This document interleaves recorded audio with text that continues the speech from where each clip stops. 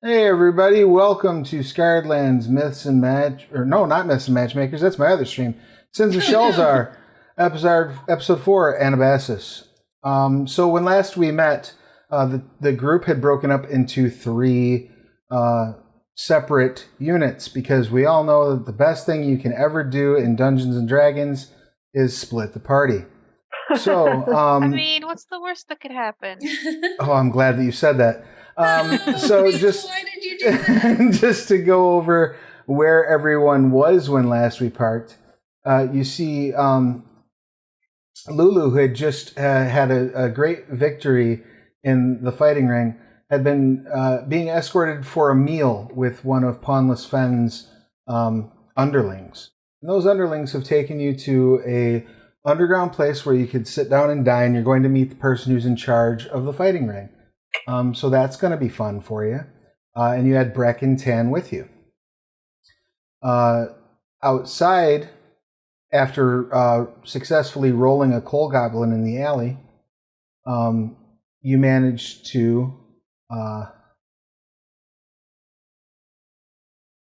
divide yourselves up with some of the party, which I believe, if I'm not mistaken,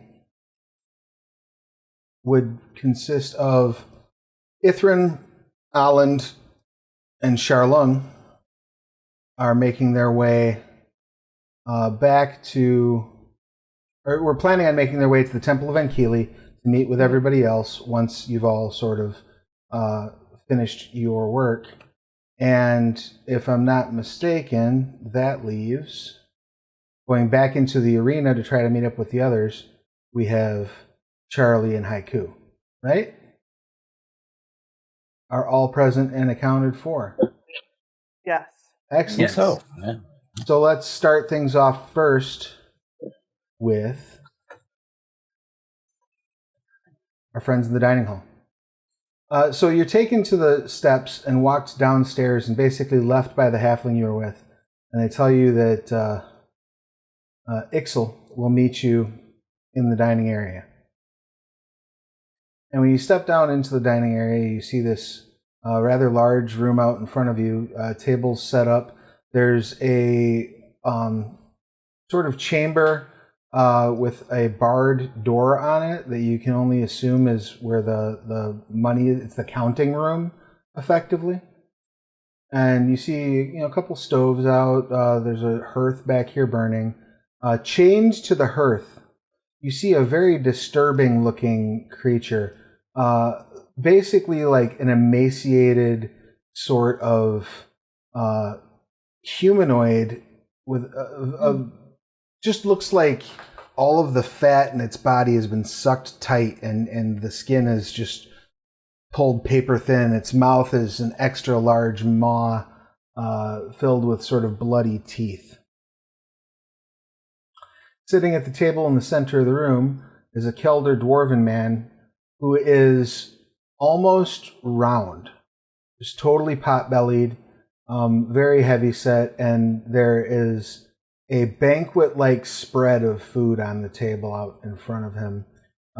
Everything that looks to be within arm's reach of him has at least one, and many of them several bites out of it. And you are up here by the stairs that have led you down into the room. So what would you like to do?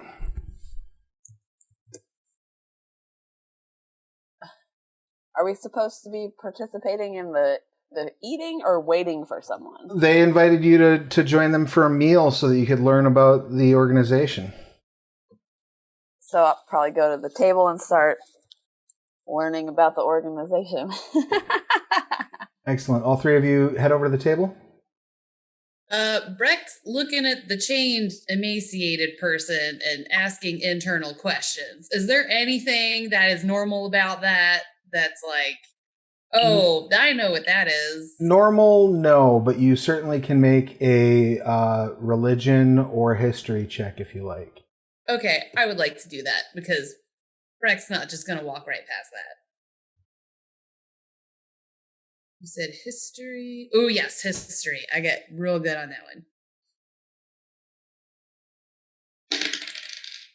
13 plus 5, 18. 18, yes. Excellent. So, as you're walking over and you're trying to rack your brain as to what this might be, it occurs to you that there's a very good chance that this is a creature known as a gauntling. Mm-hmm. And gauntlings are what remain of fatlings who reached too far and attempted to partake too heavily of their master's essence. They are basically Garok, the Titan of Gluttony. Mm-hmm. Some of his worshippers would try to feed off of him, and or they would get infected with these larval worms as they would feed, and they would grow to massive, just incredibly corpulent, fat creatures that basically ate everything they came across, called fatlings. But when a fatling tried to eat too much or tried to pull too much power into itself, it would immediately emaciate and become a gauntling, a creature that is perpetually racked with an insatiable hunger. They are unable, no matter how much they consume, to feel sated. Mm. Good. I'm going to keep that in mind, and I'm going to follow Lulu, and I'm going to be, like, on guard now, because I don't like this. Excellent. Both of you sit down, Lulu and Tan? Yeah. I go to the table, too. Okay. As you sit down, I would like all three of you to go ahead and give me just a quick perception, if you don't mind. Oh, jeez. Passive or roll for it? Roll for it, please. 16. Better than last time. 6. All right, you certainly. Okay, I got you, notice girl.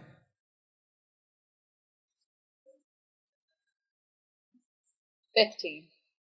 All right. So Lulu, you sit down, and the food smells great, and you sort of immediately go for what kind of food does Lulu like the most? I don't know if she's very picky. All right. So you immediately sort of grab for the first, leg of turkey, chicken, some sort of fowl, maybe duck, and you just scoop it straight off the table and break it away from the bird it's attached to and go to stick it in your mouth. As Breck and Tan both notice that where it pulls apart, there's wriggling happening, as if there's some sort of a worm or creature inside of it. Am I sitting next to Lulu? You're standing. There were only 2 chairs, so I assume you stand in the middle. Yeah. So I'm just going to take my hand on the turkey leg and just push it right back down to the table, whether Lulu lets me or not, and just whoop. Ixel says, excuse me, Legionnaire, but I know your people don't eat, but it offends me that you are denying your friend from breaking bread. Please, do eat. And he just sticks a hand into like a half-eaten cherry pie and scoops it out and just starts shoving it in his face. I'm going to apologize. I am so sorry. You completely understood. I don't need to eat. Yes. I'll just apologize to my friend quietly, too, for my behavior. And I'm going to be like, would you look at that before you stick it in your mouth?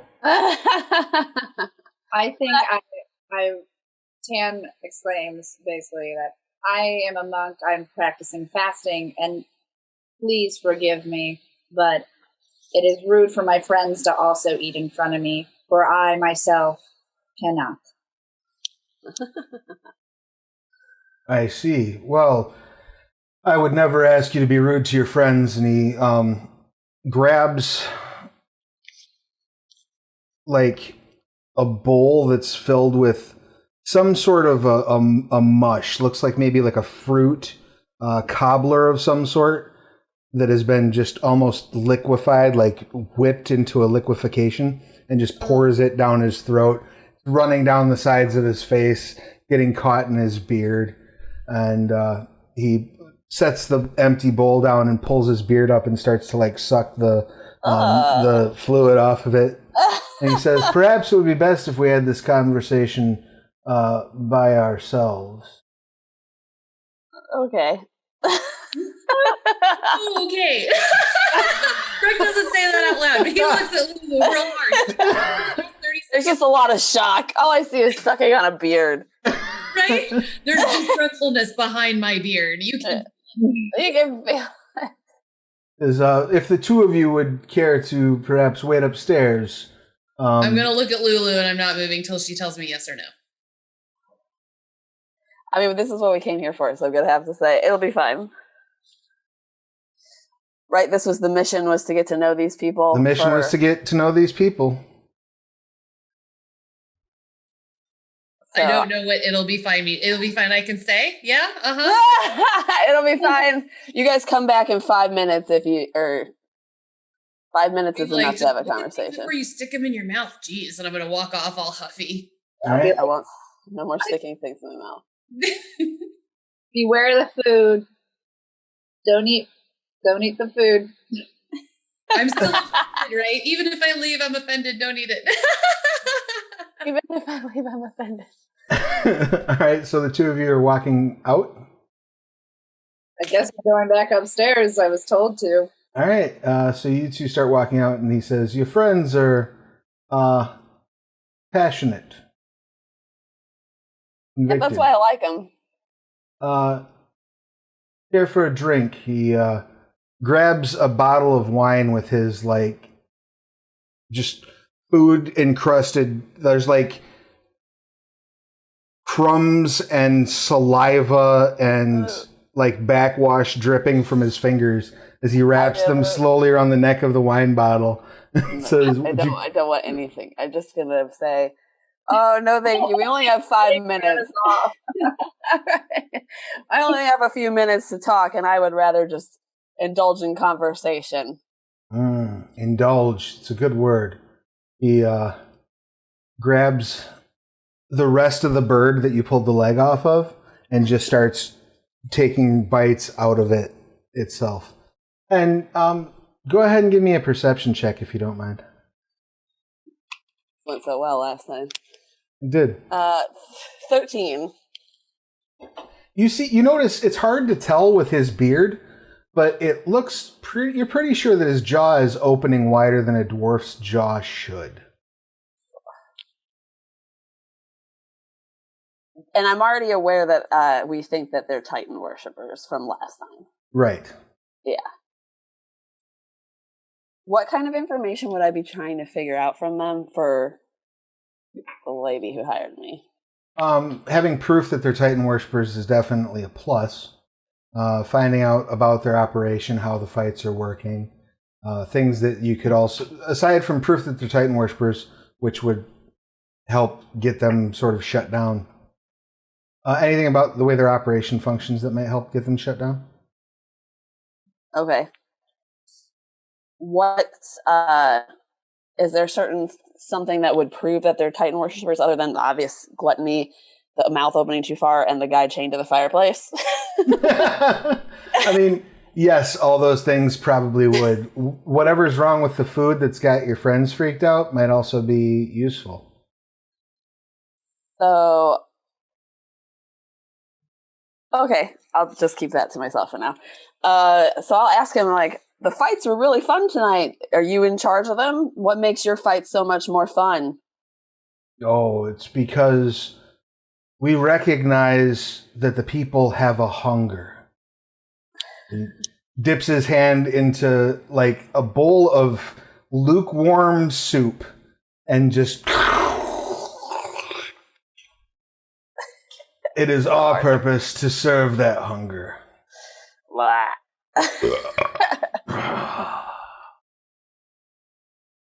Well, that's nice. Jeez. The thing that's chained to the hearth sort of creeps forward to the end of its chain a little bit, and he like grabs another bird off of the table and just throws it back at it. It hits it in the head, and it goes, "Ah!" And it dives down and just starts scarfing the whole thing. Louis. this. Is your friend okay? Yes, he had a spot of dysentery, and it has This is getting worse and worse. I know. messed up his digestive system a bit, so he's a little undernourished. Well, I hope he feels better. So tell me, how would you like to be the most powerful fighter in Shelzar? That sounds good. Power is not my motivator, but I'm always down for the fights and, winning. Well, you must eat, get strong, so that you can win the fights. And he grabs like the pie leavings and just sort of scrapes those into his face. Starts just using his hand as a shovel as he's holding the pie tin over his head. You're fairly certain that you have a moment or two that he can't see you if you want to. I'm going to put some of the food in a pocket, or I don't know what I have. All right, you want to make a sleight of hand check to see if you can stick some under. Put a bunch of food in the bag at the last session. If we forgot, we have samples. You have samples of the food they were serving upstairs. Ah, touche. So yeah, you can try to make a sleight of hand check to see if you can slide some like under your loincloth before he notices. But you do get to do that with advantage because he is certainly distracted. Okay, sleight of hand. Oh, I got 2 17s. Awesome. Yeah, you take that turkey leg and just what? It's like stick it in your belt, but like up under your. Where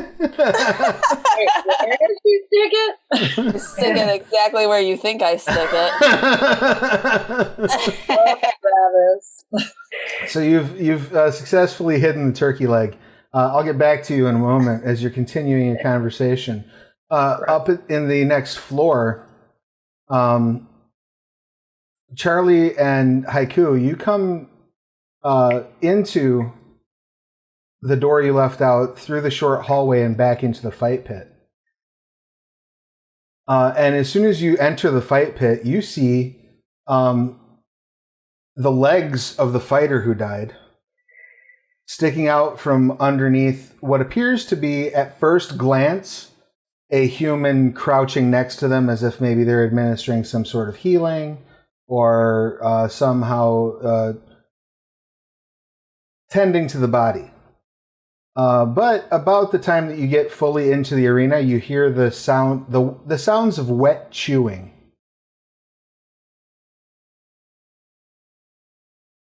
Is it coming from the person, or is it somewhere else? It seems to be coming from the middle of the arena where that person is.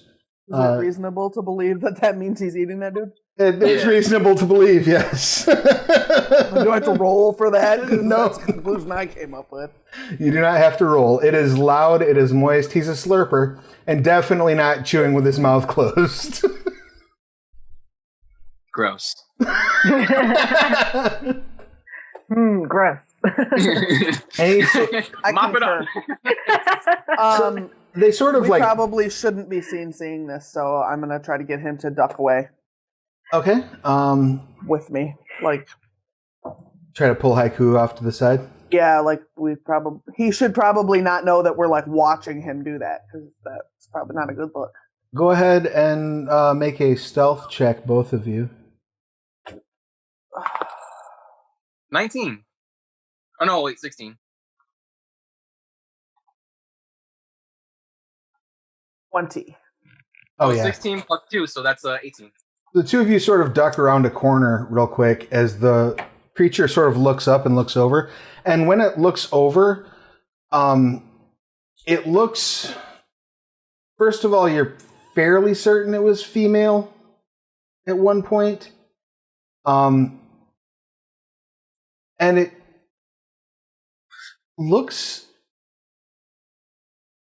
like it's breathing.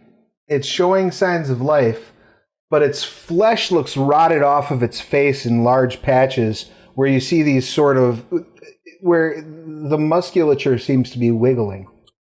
And on a slightly closer look, as you sort of give it a moment, and as it's sort of scanning the area trying to figure out what it heard, you realize that this isn't the flesh wiggling itself, nor is it rotten It appears as though these maggots or larvae of some sort have eaten away the cheeks and are just sort of flopping about on the spaces that they've eaten out through the bottom of the flesh. Rachel's face. Yeah, she's not interested in this at all. Not either. And it looks for a moment and then sniffs and goes back to its meal. Haiku's just thinking, like, damn, like, people give me a hard time when this fucker is looking like that out here.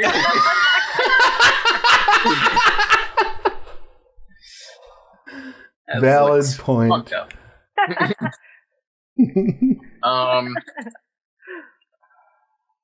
Then we're just gonna try to. I want to sneak just like away from this and go to wherever that dining hall area was. Do we know where that's at? Well, where were we supposed to meet? Because I don't think we were supposed to go down to the dining hall. Because Yeah, you didn't know that they had gone to the dining hall, right? So you were running back in to try to find them. Last you knew they were in this room. But now this room is completely empty aside from this one thing that is slurping and sucking and eating and chewing. How long do you think you watched this in horror and shock? I'm definitely staring. Mm-mm.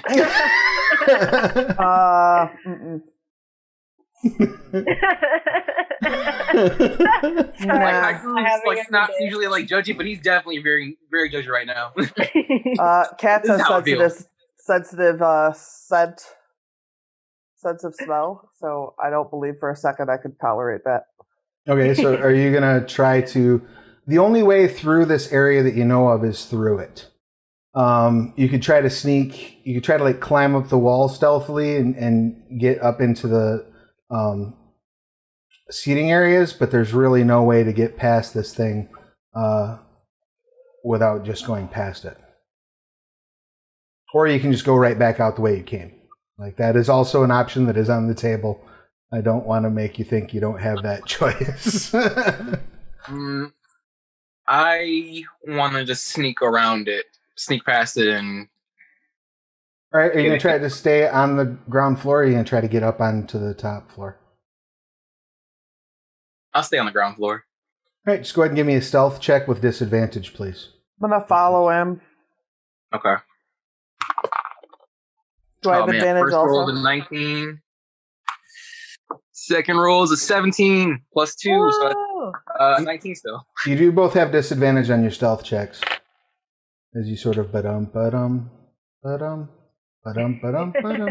that nat 20 went to waste then, didn't it? Oh, that's a shame. 15. Okay, yeah. Still enough for you to sort of tiptoe around behind this thing. And despite your gut instinct to not do so, you both kind of look over from time to time as it's just chawing down. And you can see, like, as it's chewing, it's biting loose the pieces of flesh with such, like, pulling and ferocity that these little worms are sort of popping loose from its skin with a force, almost as if like pimples popping and ejecting onto the body below, where they start then digging into the flesh as well. Travis, why? Travis, why? You man. Travis, how much prep did you do for all these? Gross. I've been waiting for this episode. Right. The Morgaunt is available in Creature Collection, which you can get now on Backerkit. Nice. So you sneak around and almost run into your companions as they come up the stairs. As Breck and Tan come walking up the stairs. Oh, hey guys. You do not want to go back that way. There's a fucked up looking thing back there. I know that sounds weird coming from me, but trust me, fuck, dude. You hear, hello? Ooh. Hello? Go. I'm gonna head out. Are they going down I'm the not staying stairs? for this. Everybody shuts up.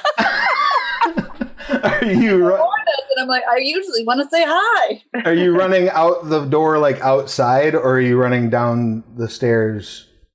I'm going to go back down the stairs. I'm going to look at the Morgaunt and I'm going to eye roll and I'm going to walk back, still pouting, down to the stairs and just kind of wait by the door. Okay, so I don't know what I would think was downstairs, so I think I'm just going to go outside. All right, you all do see Breck sort of look over and then take off toward the stairway. I guess I would go back down. Like, okay. Right? Yeah, I wanted to stay together this time. You're going to, instead of going out the door, follow them down the stairs? I guess. Yeah, I think we're better right now. All right, I'm going Charlie, home. you're going outside. You're like, fuck I'm going this. home. I'm done. I'm out. All right, Charlie, you step out onto the stoop. Now, this has all taken a few minutes, and during this few minutes, outside, Sharlung, Aland, and Ithrin have started making their way toward the temple. Do. Do any of you have danger sense? Is that an ability?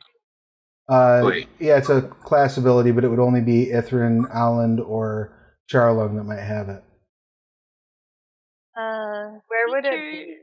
Class feature. I think only barbarians have it. But Nope. Yeah, no. all right, so you're walking along. Do. I have rodent empathy. What's everybody's passive perception? 9. 12. 10. Okay, so you're walking along. When you come across, you get about this far away from a band of Kelder dwarves who all appear to be basically unsheathing weapons as you're approaching. So let's go ahead and have you all roll some initiative. And while we're doing that, I'm also going... because we split up. It's because we split up. But before you roll, I do have one more addition to make. I just want you to know that you're not going to be out here for about 3 rounds. As you come walking out the door, seeing whatever is going on at the top of round 3. Okay, Charlie? All right. So let's do the initiative tracker. Let's add everyone from the map to this sucker. And go ahead and you may now roll initiative. Wow. I got rolled a 12. 6. 16.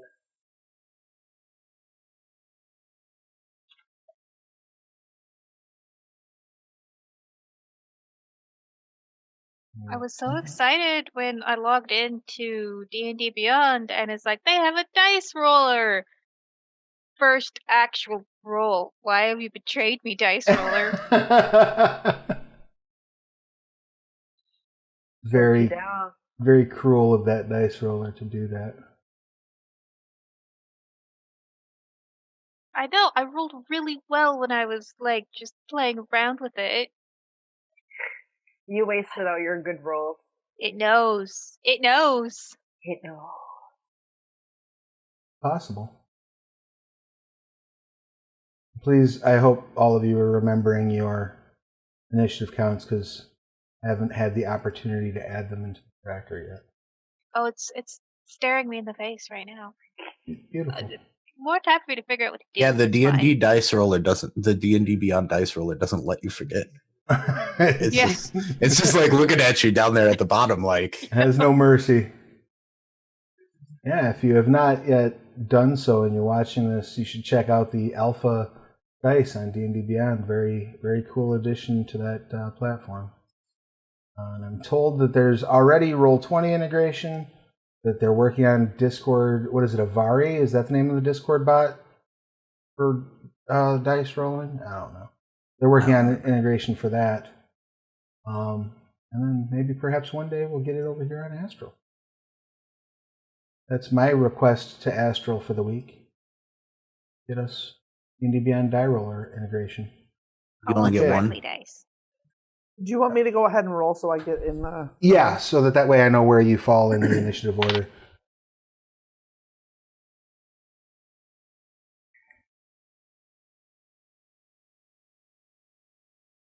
All right, what does Charlie have? 19.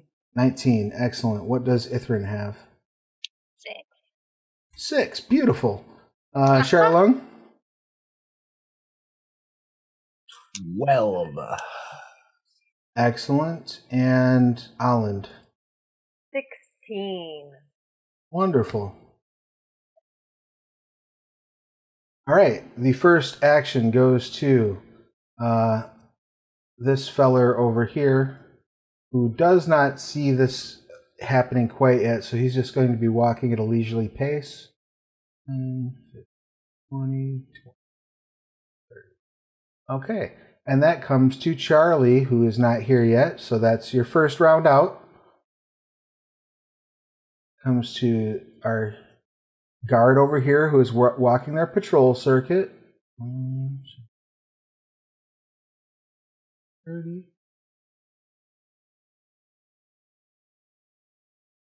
Brings us to this feller who's going to just be walking ahead of his boss. And then we land on Aland. So you see these three now come up and they have their weapons drawn. They are armed with maces. What would you like to do? Call 911. Stop. Hammer time. Yeah, hammer time. Yeah, I'm gonna swing at the nearest one, aim for the head, not taking prisoners. All right, so you're just going to run up to the closest one and swipe at his dome? Yeah, like Pop, pop. like I'm a polo player because I'm a horse. Do you get it? I do get it. One-handed or two? Is that a versatile weapon? It's two-handed. Okay, excellent. Go ahead and It's give me only that. two-handed, I think. Yep. Oh yeah, you have the Grand Warhammer or whatever, right? Yeah, the Warhammer. All right, go ahead and give me an attack check if you don't mind. You said they were rolling up on us like armed. They were drawing maces as they rolled up on you. Oh, okay. So like they obviously want to attack us. Yeah, they're not. It's very clear to you that they saw you and drew their weapons. So I got. It's an attack check, right? Yep. So I got a 4, so that's not good. Plus what? Your strength modifier plus proficiency bonus. That's 8. Plus, so that's 10. That's 10. So you swing and bring the hammer down, and they get the mace up and parry the blow, but slide back like 2 feet when you hit them. Like, you don't do any damage, but you have made some noise as you swing. Any other actions you would like to take at this point? I will spit on his face. That's fair. I'll allow it. That ends your turn. Now he's got the COVID. And brings us to guard 6. I'm going to roll a perception check for guard 6. That's going to be at disadvantage for sure, because he is far, far way away. Good. Okay, still sufficient to hear what's going on though. So he's going to take off at a full run. 5.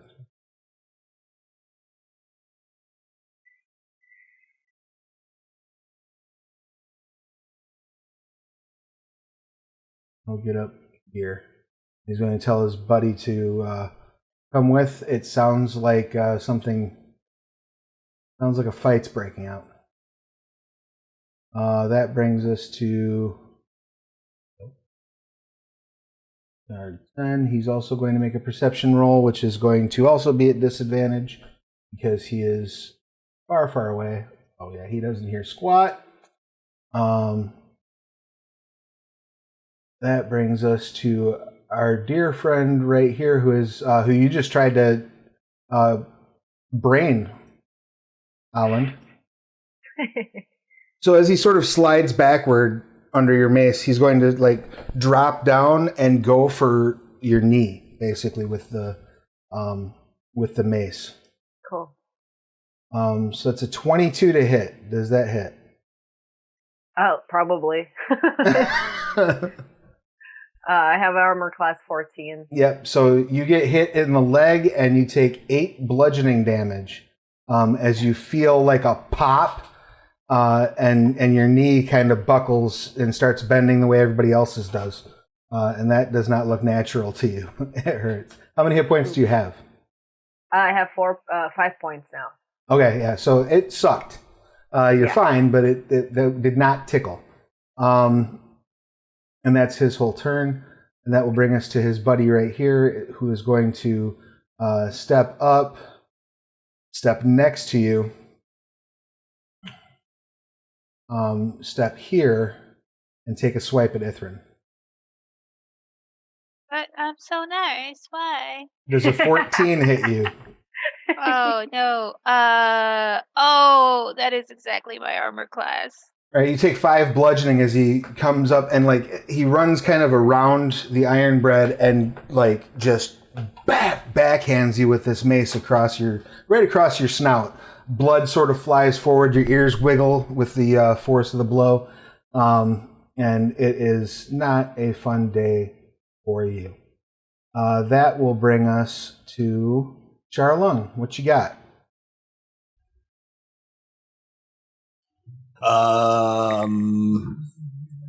So 3 of us are getting jumped. It's obviously going to be a melee fight. I think I am going to take the fact that no one is around me yet and cast me some mage armor.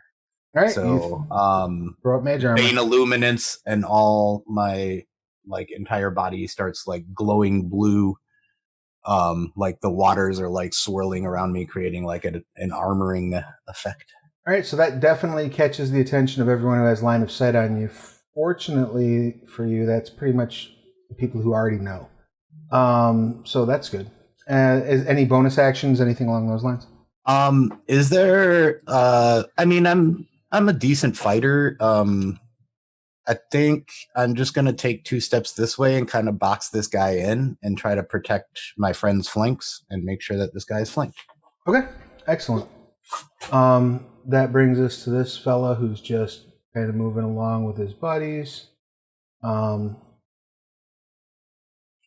that brings us to the third dwarven thug, who's going to step around like so, bam, bam, and going to come at Alan from the other side. I assume an 8 does not hit Alan. Nope. He comes to swing at the other leg, and you just sort of bring slide the handle of the warhammer through your hand, and like touch the base to the ground and catch the mace that way. So you are fine from that potential blow. That brings us to guards.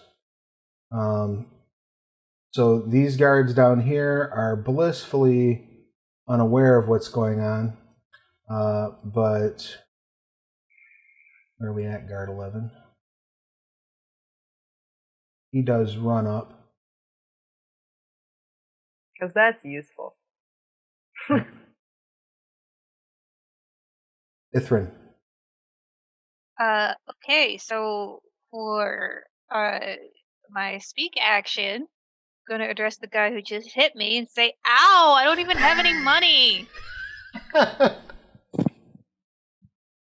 Excellent. And so, can we see the guards? It is dark, not particularly well, the streets are not particularly well illuminated. What's your dark vision? Fairly good. Let me look that up real quick. Long tab. And do any of you who are present speak Dwarvish? I do not, and my dark vision is 60 feet. Okay, so you just see this other group of thugs rounding the corner.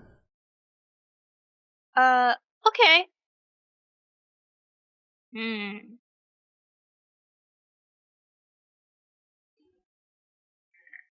So this guy, is he close enough to crossbow? The one who just hit me, like, is that within the realm of possibility? Yeah, but you would have disadvantage on it because you're shooting at him point blank.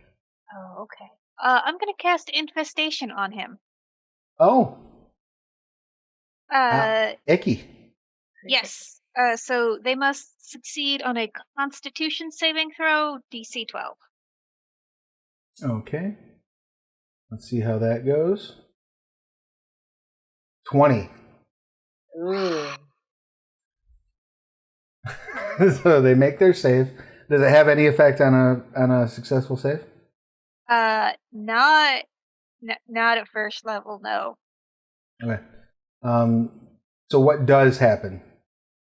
I imagine that she probably does like the verbal and somatic components, and then just sort of like looks at her little hand paws when it doesn't work.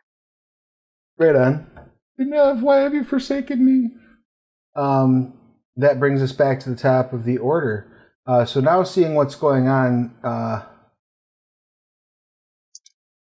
this one shouts, "Take them alive, you idiots," and turns to fire on the city guard because can't be having them getting in the way. That was in Dwarvish, I assume. That's He not. asked us. No, he's shouting in. Probably. Well, yeah, I guess he probably would be shouting in Dwarven, so you wouldn't have any fucking idea what he shouted. But, so rewind that.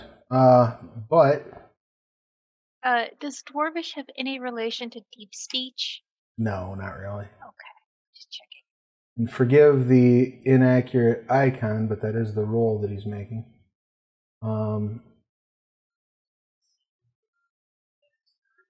Does he hit the guard?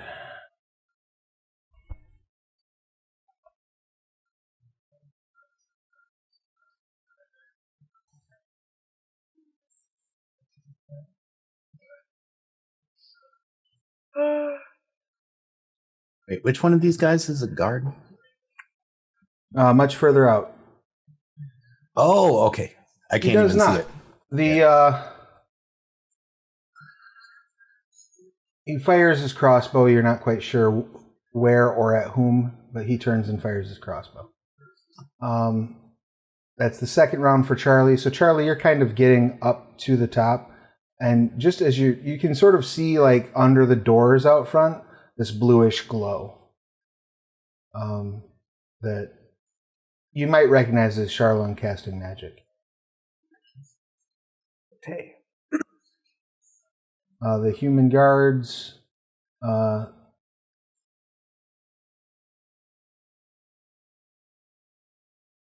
See if they've heard anything yet. No. So, nothing from them. Use to dash forward.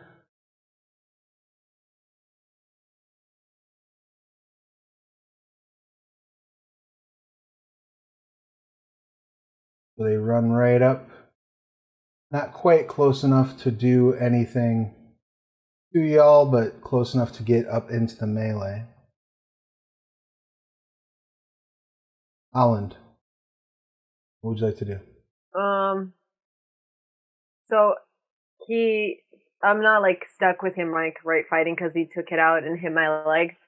So I want to uppercut him with my hammer. Okay, so just shoot the hammer up through your hand and like under his chin. No, I want to take it and then come down and then bam, like All right. uppercut him into the stratosphere.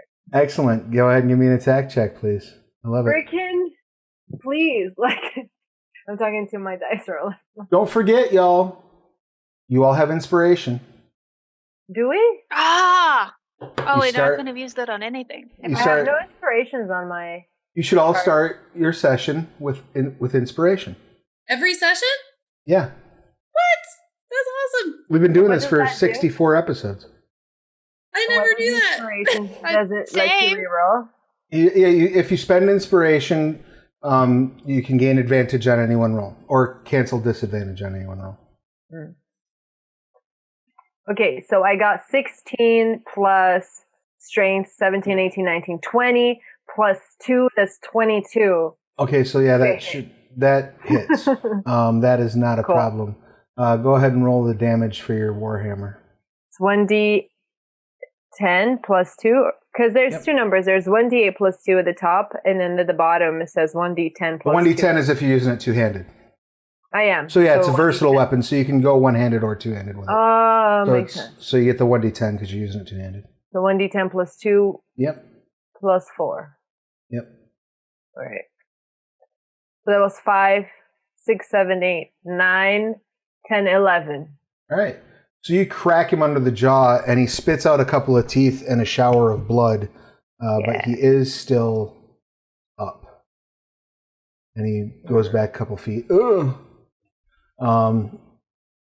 Anything else, Alan? Movement? Yeah, I move back. I jump back and get ready for more. Just kind of. But are you trying to leave your square? Yeah, so he can't reach me. All right, there are two others on either side of you that you might provoke attacks from. Are you able to see the map right now? Yeah, but on Twitch, and it's kind of small. I just zoomed it in. Give it a second and a half here. Is that better? You can see kind of. So if I move a square away from him, I'll be in other people's squares? Right, so if you leave from any square that touches an enemy, you provoke an opportunity attack. So if you backed up here, this one would not get an opportunity attack against you, but this one would. Fine, then I guess I won't move. I'll just move back and just hold my hammer with two hands and just growl. Or all right. Just all right. Scowl at him. Excellent. That brings us to these guards. Yeah, now I see the zoomed in part. Okay, I see what you mean. So this guard is going to rush. He's going to take cover and shout, "Halt in the name of the law!" You hear down the avenue a little bit.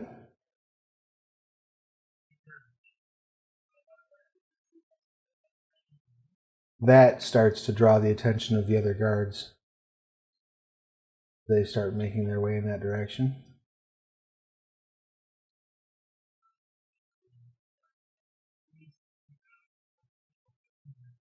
That brings us to the dude whose shit you just rocked.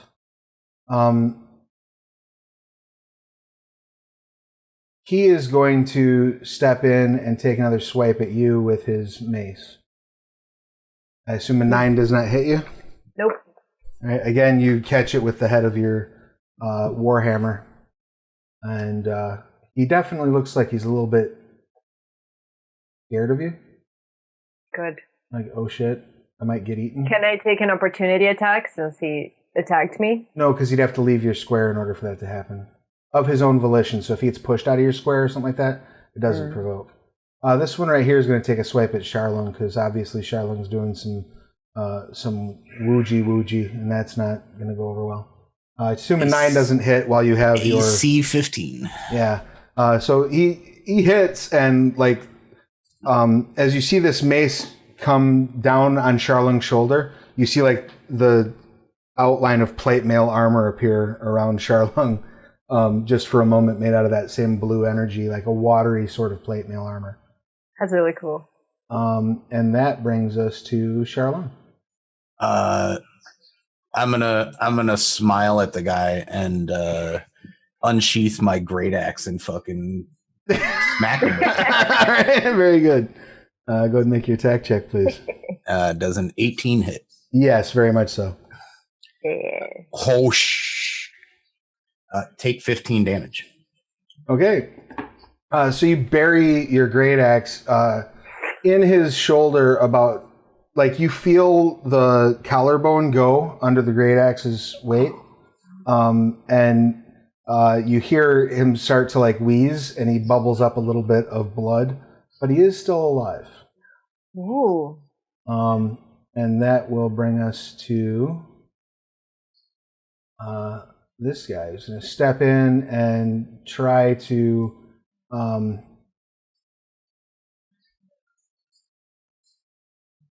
grab a hold of Ithrin. Ithrin, can you make an athletics check for me, please? Yes.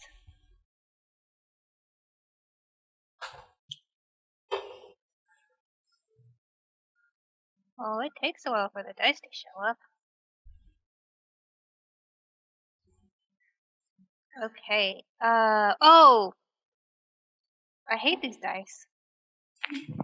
I rolled a 5. Okay. He stumbles and reaches up and grabs a hold of Ithrin and starts pulling on her.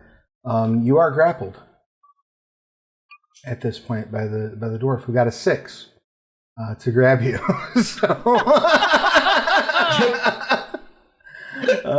Yeah. Oh! Rip. Yeah. That brings us to this dwarf here, who's also going to take a swing at Alan. 16 hit. Yep. All right. You take 3 bludgeoning as they catch you in the shoulder. Just a glancing blow. Still standing. All right. And that then brings us to this guard over here, who's going to swipe around this corner and take a pot shot. He's going to throw his spear, actually, at the bandit.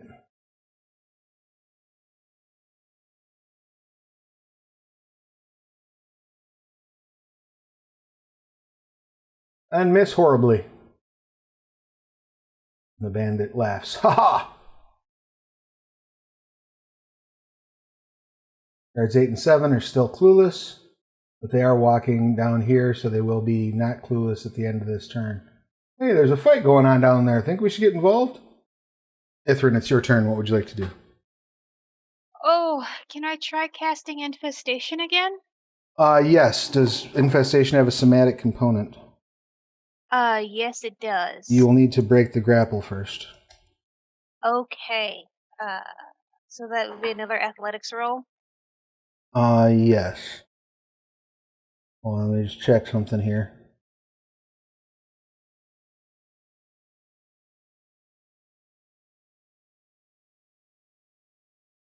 Oh, okay.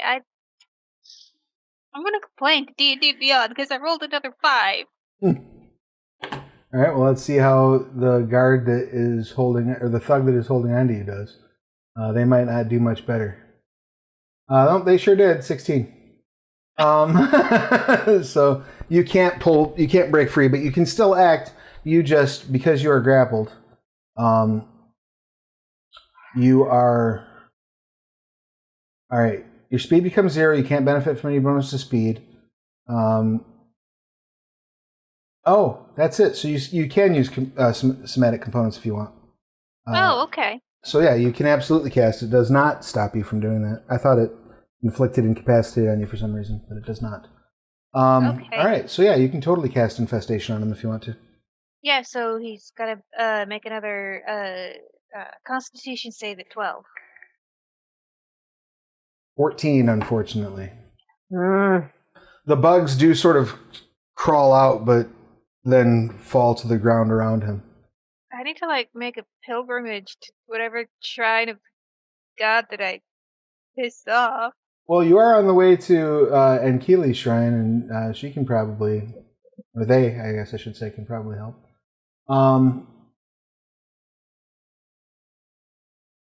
The bandit takes a pot shot at this guard over here, and again misses. They're sort of engaged in a futile combat over there.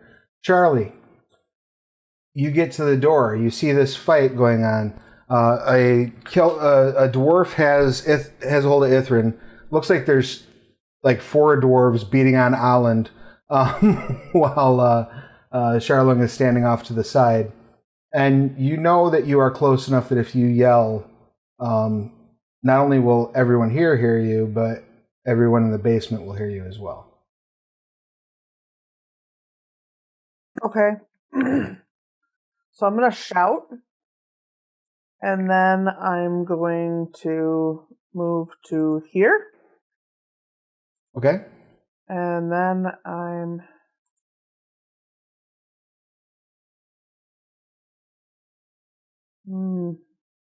here. And do you have anything particular you would like to shout? We're going to need some help out here. Okay. And then I'm on a thunder wave. Okay. Excellent. So they need to make Con 12. on 12s. And it's everyone in a 15-foot cube from you, right? Correct. All right. So,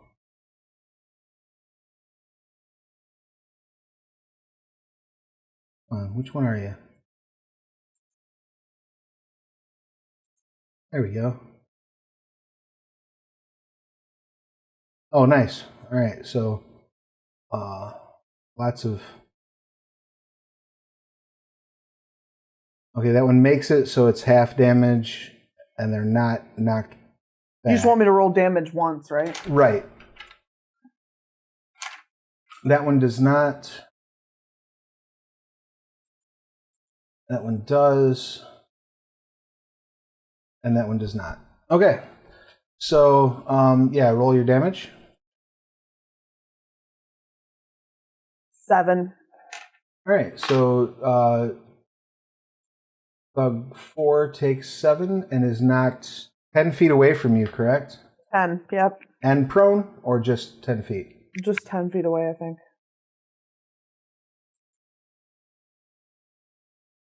Push 10 feet, yeah. All right, so 5, 10 right there in front of Alan.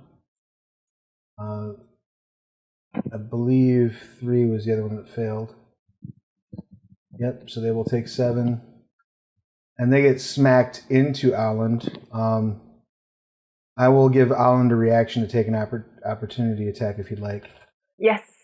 All right, go ahead and make that attack check if you don't mind. Nope.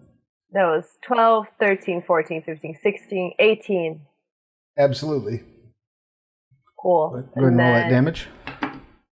1d10.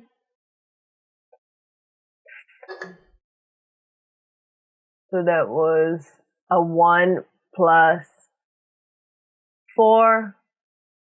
That's 5 plus 2. All right, so 7. Take another 7 as you bat them in the face as they bounce off of you. It's really scary that when you roll a 1 on damage, you're doing 7. I just want to point that out. The rest of them take 3. Oh, not you, dirty so-and-so. All right, so 3.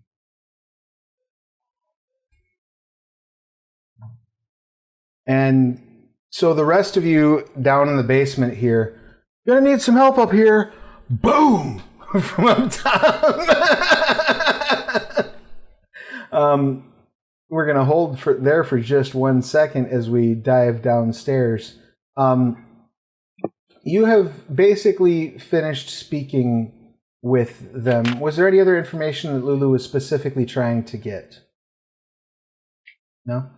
All right, so you've stolen your turkey leg, agreed to meet with Ixel for the fights tomorrow night, and sort of made your way to the stairs as...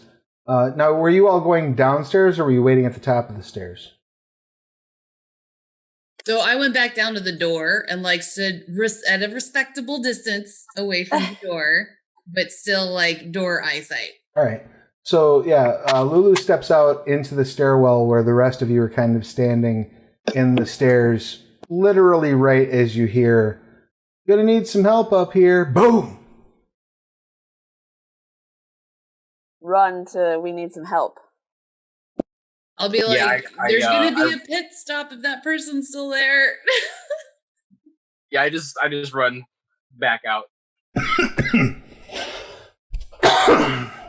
All right, so as you're all running out, you run obviously past the arena on your way,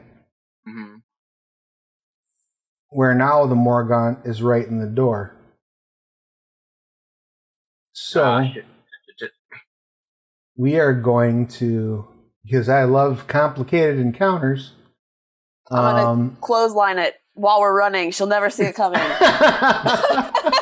the Morgaunt like not intelligent? Does it not know the boss wants us around? Is it just like feasting on cadavers? Is it? It's just so damn hungry.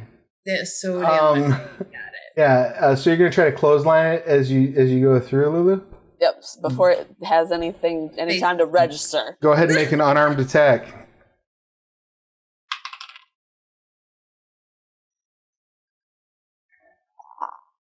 I want to use my thing. What do we have? Inspiration. I definitely want to use that. You can use your inspiration if you want. That's fine. All right, we got better that time. Okay, you said unarmed attack. So I got a 14. Oh yeah, you absolutely hit. So you'll be doing 1 point plus your strength modifier in damage. 7.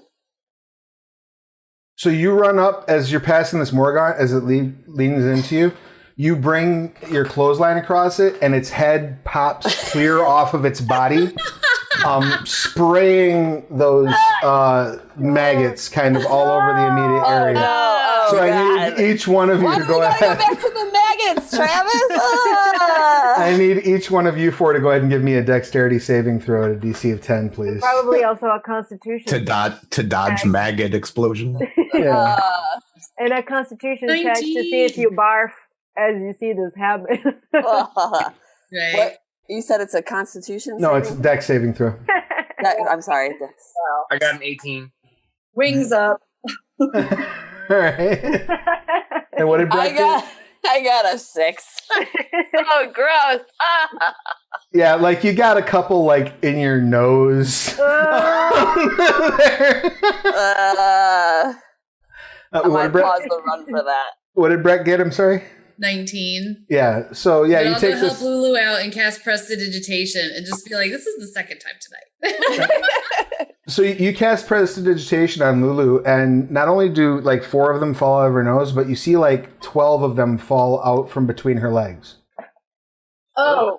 I might have needed those. Extra privacy. I needed some of those. I'll take the bodies and just keep them with me. And I gotta bring those. Those were important. Greg just walks away.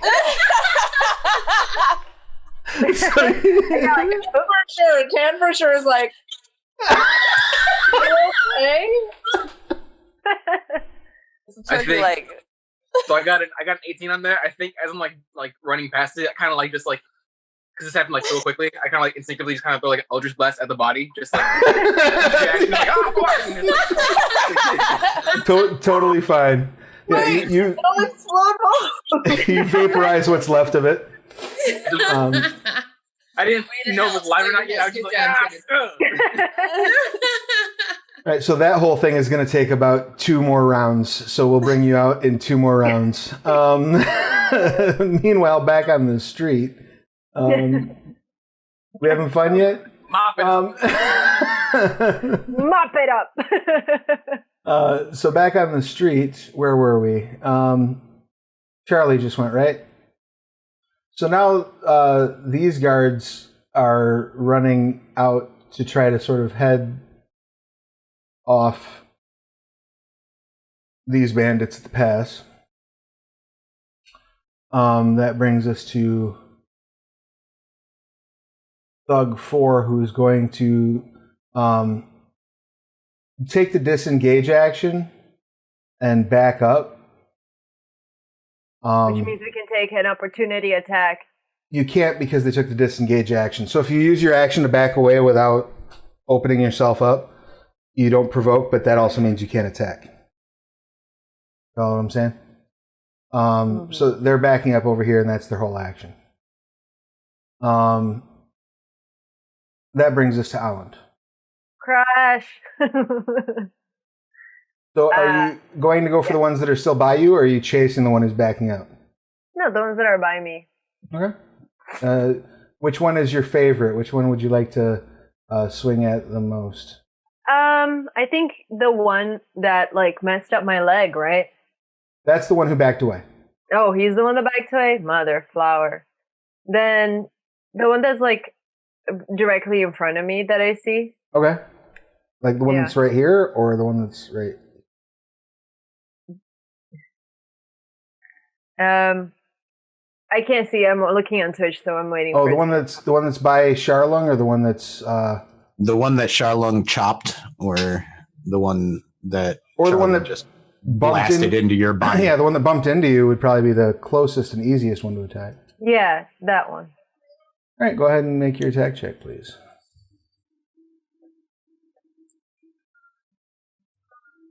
So that's 15 plus my strength, right? Yep, and proficiency. That's 19. So that's, bless you. That is Plus clearly 2, that's 21. clearly enough to hit. So go ahead and roll your damage for the two-handed warhammer. Oh, that was a net 10. So, All right, so 17 or 16? Yeah, it's right? 10 plus 4 plus 2. Yep. So that's 16 16. to the poor unfortunate soul who you crack across the face with your warhammer, and they sort of stumble, and you feel the brief stop of the warhammer as it hits the cheek, and then you feel the bone give as the eye pops out of the dwarf and starts hanging loosely at the end of its optic nerve, and just this whole shit right here crushes, and there's just blood all over the place. It is unpleasant. No maggots for Milena. She doesn't. He's not already rotting. Like that. Anything else Alan would like to do? I'm gonna say, gross. That is a fair assessment.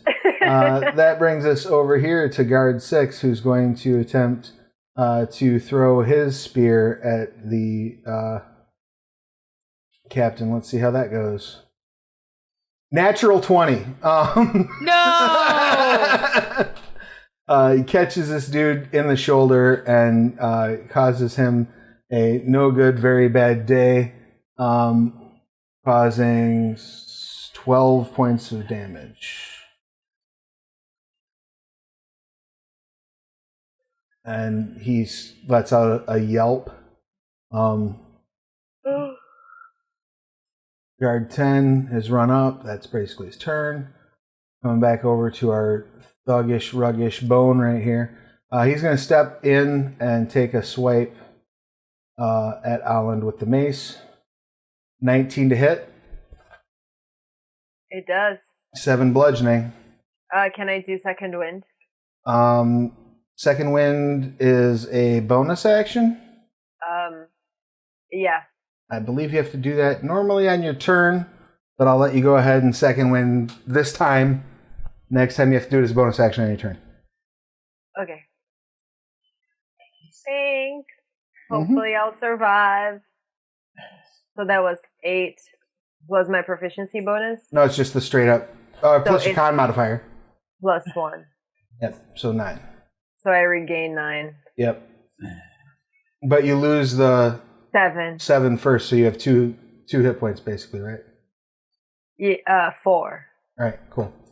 So yeah, they got you right in the snout. You're having a hard time sniffing, and you can feel your left nostril filling with blood. That's not great. It's not awesome. And that will bring us to this one, who's going to take another swipe at Charlung with a 6 that bounces off your mage armor. Yeah. Charlung, what you got? So this one next to me. So Ithrin's still being grappled by 5, right? Yes. I think I gotta try to take out the one between Ithrin and Holland. Okay. I'll just melee. All right. Smack him in their big dumb face. Does a 12 hit? Does a 12 hit? That's a good question. Let me check. That guy is also. Do I get an advantage or anything for? No, flanking does not grant advantage. 12 hits. All right, lucky. Take 6. They will take 6 and be very cross about it. But I do believe still up. Yep, still up. That's a lot of health. Crack them in the face, and they sort of shrug and shake it off, and they scream some sort of a dwarven battle cry. And that brings us to Dwarf 5, who's going to start dragging Ithrin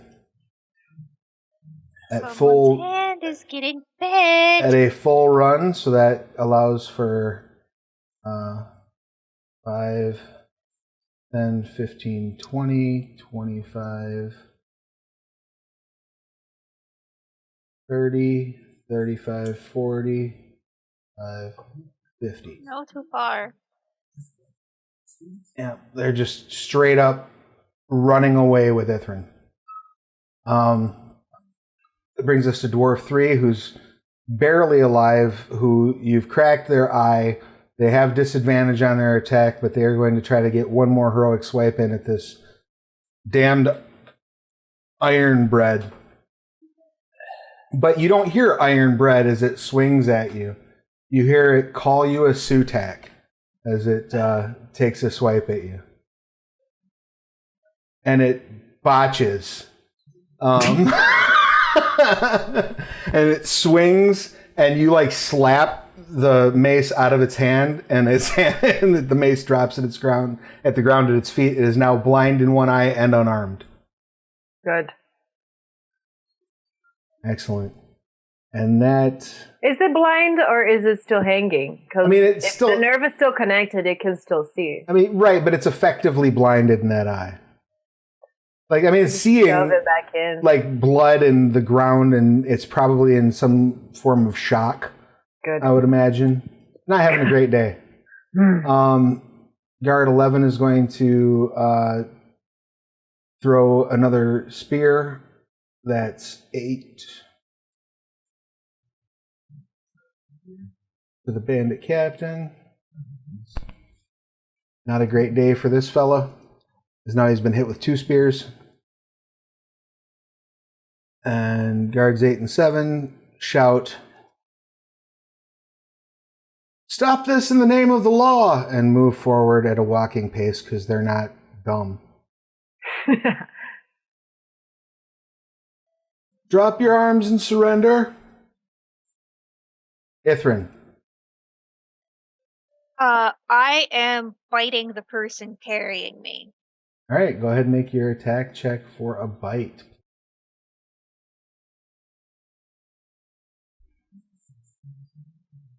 With or without rabies?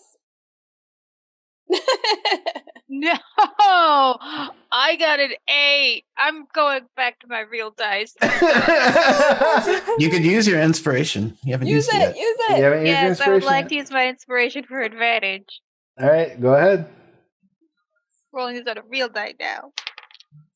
14. 14 hits. With my hit DC, that makes it 18. Yeah, so you bite them right on their nose.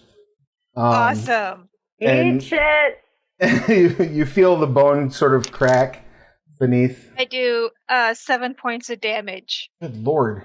They let out a scream, but it does not make them drop you, but it will give you advantage on the check you can make right now to try to break the grapple as well. Okay, athletics? Yes. You can do it. Oh, 18! Yay! You slip out of the dwarf's grip, and they just, like grab their nose and start screaming. I assume you're not trying to run away quite yet, right? You don't want to provoke any opportunity attacks? Yeah, that's a good point. Her inclination is to just book it, but that is not strategic. Right on. That brings us back to the top of the order. This is the last round that while this round is happening, Lulu is decapitating the Morgaunt inside. The bandit captain is taking off. He is run away, drawing from combat. Discretion is the better part of valor. He's out. And that is going to take these 2 guards with as they follow pursuit.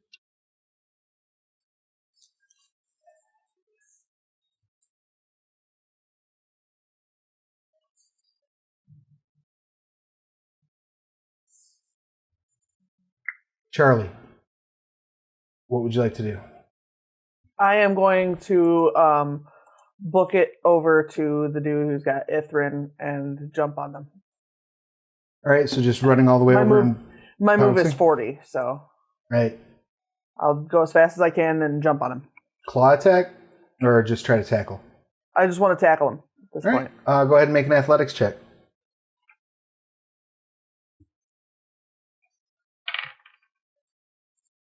I'm going to use my inspiration. Okay. That sucked all the balls. 8. All right, you jump on him, but he like holds his ground and sort of throws you like judo style. You land on your feet because you're a cat. But yeah, so you land on the other side of him on your feet. So you are now next to Ithrin. Okay. That brings us to Guard 9, who I don't believe is... Oh, Guard 9 is here. They're chasing along this way, again, trying to help their fellow guards who are actively engaged with somebody, not really aware of what's going on around them, and therefore they will be leaving the combat. That brings us to the fellow who backed up. They're going to take a pot shot at Aland. They will do so at disadvantage because they are firing into a melee. I assume a 7 does not hit you. Nope. Excellent. Arrow goes wide, and they miss. They will chamber another round in their crossbow. That brings us to Aland. Is the guy in front of me still alive? Kind of. The one that called you a Sutek? Yeah. Yeah, he's alive. He gonna die. Right on. All right, just bringing the hammer down. Oh yeah. I should have advantage for that foul language. Yeah. Well, you do have I advantage. agree. That 'cause was he's- basically like a hate crime, Travis. Right, Yeah. yeah, it really was. So go ahead and roll it with advantage. Also, they're blinded, so you would have advantage on the stack anyway. So that was 14, 15, 16, 17, 18, 19, 20. All right, go ahead and roll your damage. That's D10. That was 5 plus 4, 9 plus 2, 11. All right, so you hit them in the top of their head. And it cracks open like an egg. Charlung, you're probably the only person who's in a really good position to see this.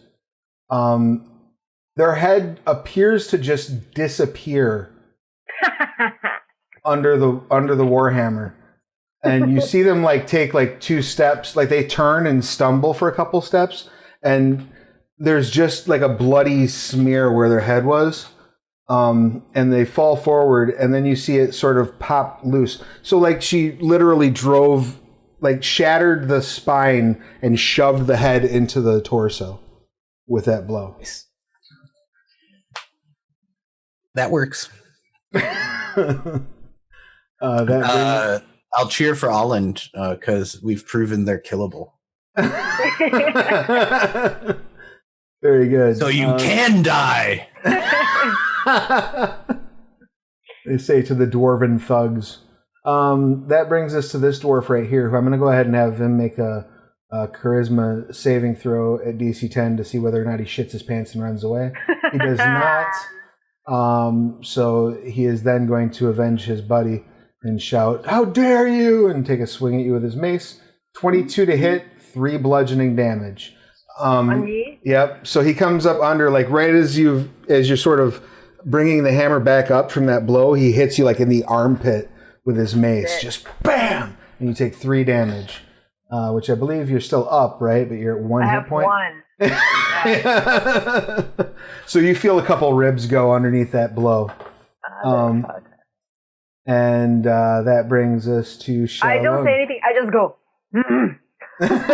Very good. That brings us to Charlung. What you got? This one in front of me needs to die. All right, so I've proven they can die. another axe. Yeah. Excellent. Oh, that's not going to hit. That's a 7. 7 does not hit. Inspiration. Use your inspiration. I didn't already use it, did I? No. No. All right, I'll do it. 15. Woo! 15 absolutely hits. Let's see that damage. 8. Does Kill it the kill? non-believer. Does it kill? Let's see. Nope, they're still up, but barely. And they're going to make a Constitution or a Charisma save to see if they shit themselves and run away. DC 10. They got a 9. They are going. Their next order of business is get the fuck out. You can tell they are terrified. Good. And that brings us to the dead dwarf who is dead. No, wait. Nope, that brings us to the dwarf that's up here with you two. So they are going to they throw their mace down and pull a battle axe off of their hip and just swing it around, trying to bring it onto Charlie. I assume an 11 does not hit you, Charlie. You step to this. You just kind of move your head to the side. Duck and weave. Duck and weave. Brings us to guard 11, who is, I believe, gone. Yep.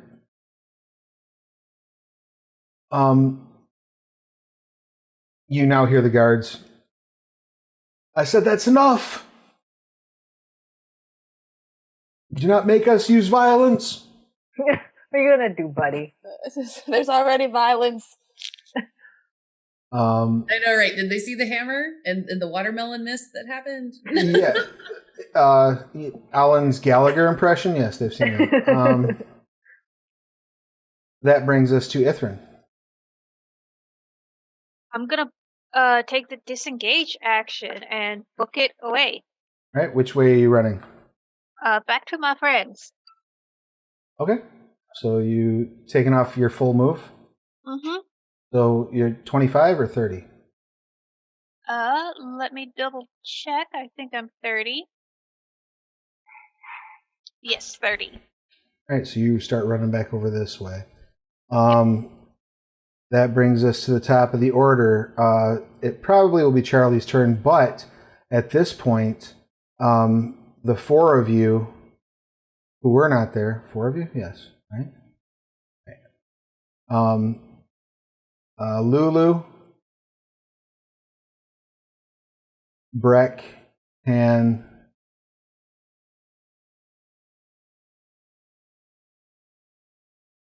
Haiku come barreling out the front door and just see this horrific battle taking place.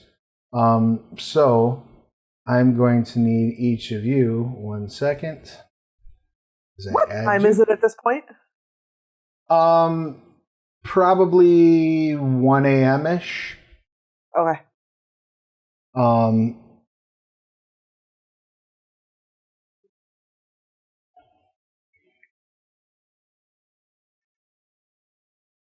We roll on initiative. Yeah, just 1 second. Okay. All right, now you can roll initiative. I got a 9. All right, so 9 for Haiku.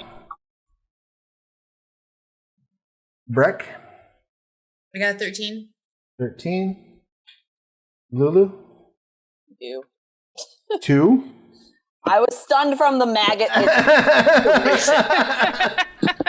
Lulu is scarred for life. Totally fair. Tan, what you got? Got a 21. Excellent. That means I'm gonna die.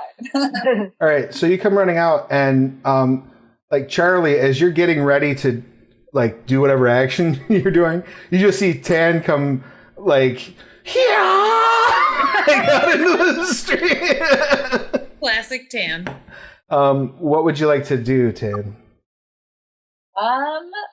So this is the person who just attempted to hit Charlie, but we didn't notice. We didn't see nothing, right?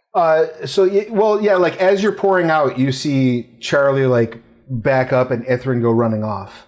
And this person's got an axe out. This dwarf has an axe out. And I mean, Milena looks pretty rough. Can I Who's disarm Milena? him? I don't necessarily have the disarm technique yet, but I don't know. Am I able to disarm and then push? I mean, yeah, if you want to like run up and try to knock them over and disarm them as opposed to actually do damage. I'll let you go ahead and make an unarmed attack to do that. Okay. I say if she botches it up, then she just accidentally kills him. Oh, nice. It's like a critical success, like in Vampire. Yes, I love those. That like makes messy me, critical? Milena, you A and I messy critical. success our way to victory. So I got 8 actually because I Mike's got there for supervisory Oh, purposes. wait, 4 plus 2 and then plus 4. Right. Okay, then 4 plus 2. That's 10. That's 10. Thank you guys. Right. So you run up and you go to knock the axe out of his hand, and as you do, you basically bring your hand down on the axe, and he holds it steady and sort of turns and looks over at you. Oh shit. Now you're fighting unarmed right now, right? Correct. You can use a bonus action to like dot him in the face with your other, because you got martial arts, so you can hit him with your other hand as a bonus action. I shall. But that's interesting. Oh, but cool, yeah. I'll go for the eyes. Slap him right in the face. Kill Bill it.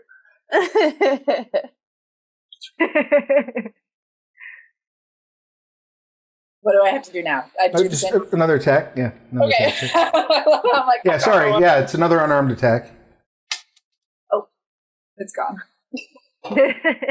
It ran away. I'm so sorry. Oh, you're good. All right. I got. Do not use the D&D Beyond roller. It's okay. I use Apparently, it's bad juju. I use the honest math for one. I understand that I'd rather. But yes, I got an 8 on that one. So 8 on the die? No. It's a D4. So No, you have to roll your No, you have to attack roll to the hit attack. first, though. So we'll know that you did 8 damage if you hit, though. You just did it. That's what I did the last time. Oh, roll, I added. That's why I was like, "Dang! I thought I did good. I got a 4." roll both of your attacks. No, okay, that's an 8, and then that's a 17. Okay. So the thing can still happen. I got an 8 on the first one. I remember my first beer. Yeah, so you come down and you hit the axe and nothing happens, and you lock eyes with him for a second and just poke him straight in his face. And he takes 8 points of damage from it. Blood sprays out down his chin as you break his nose. He tweaked his nose. Here, for some reason, the way you were describing that, I was imagining like the double finger eye poke. But it's okay. It doesn't. I mean, it's more of like, imagine like the live long and prosper and then poking the eye that way, and the nose just kind of gives underneath the pressure. He didn't get the defense up fast enough. Right, because he had both hands on the axe to hold on to it. Charlie, you're right there. What would you like to do? I'm gonna claw attack that bitch. All right, excellent. That's gonna be a 23 to hit. Ooh, yeah, that's right in the middle mass. Go ahead and roll your damage. I can find a freaking D4. Lame. 3. All right, they take 3. And did you add your modifier to it, your ability modifier? I don't know. It says 1D4 plus 2. Okay, yeah.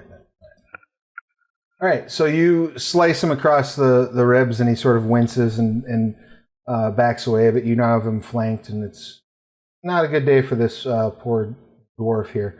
Alland. No, I lied. Dwarf 4.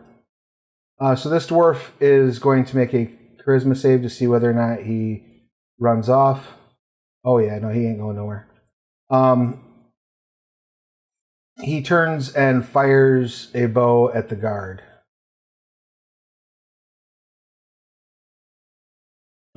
Misses horribly and now has the guard's attention. Now it's Alan's turn.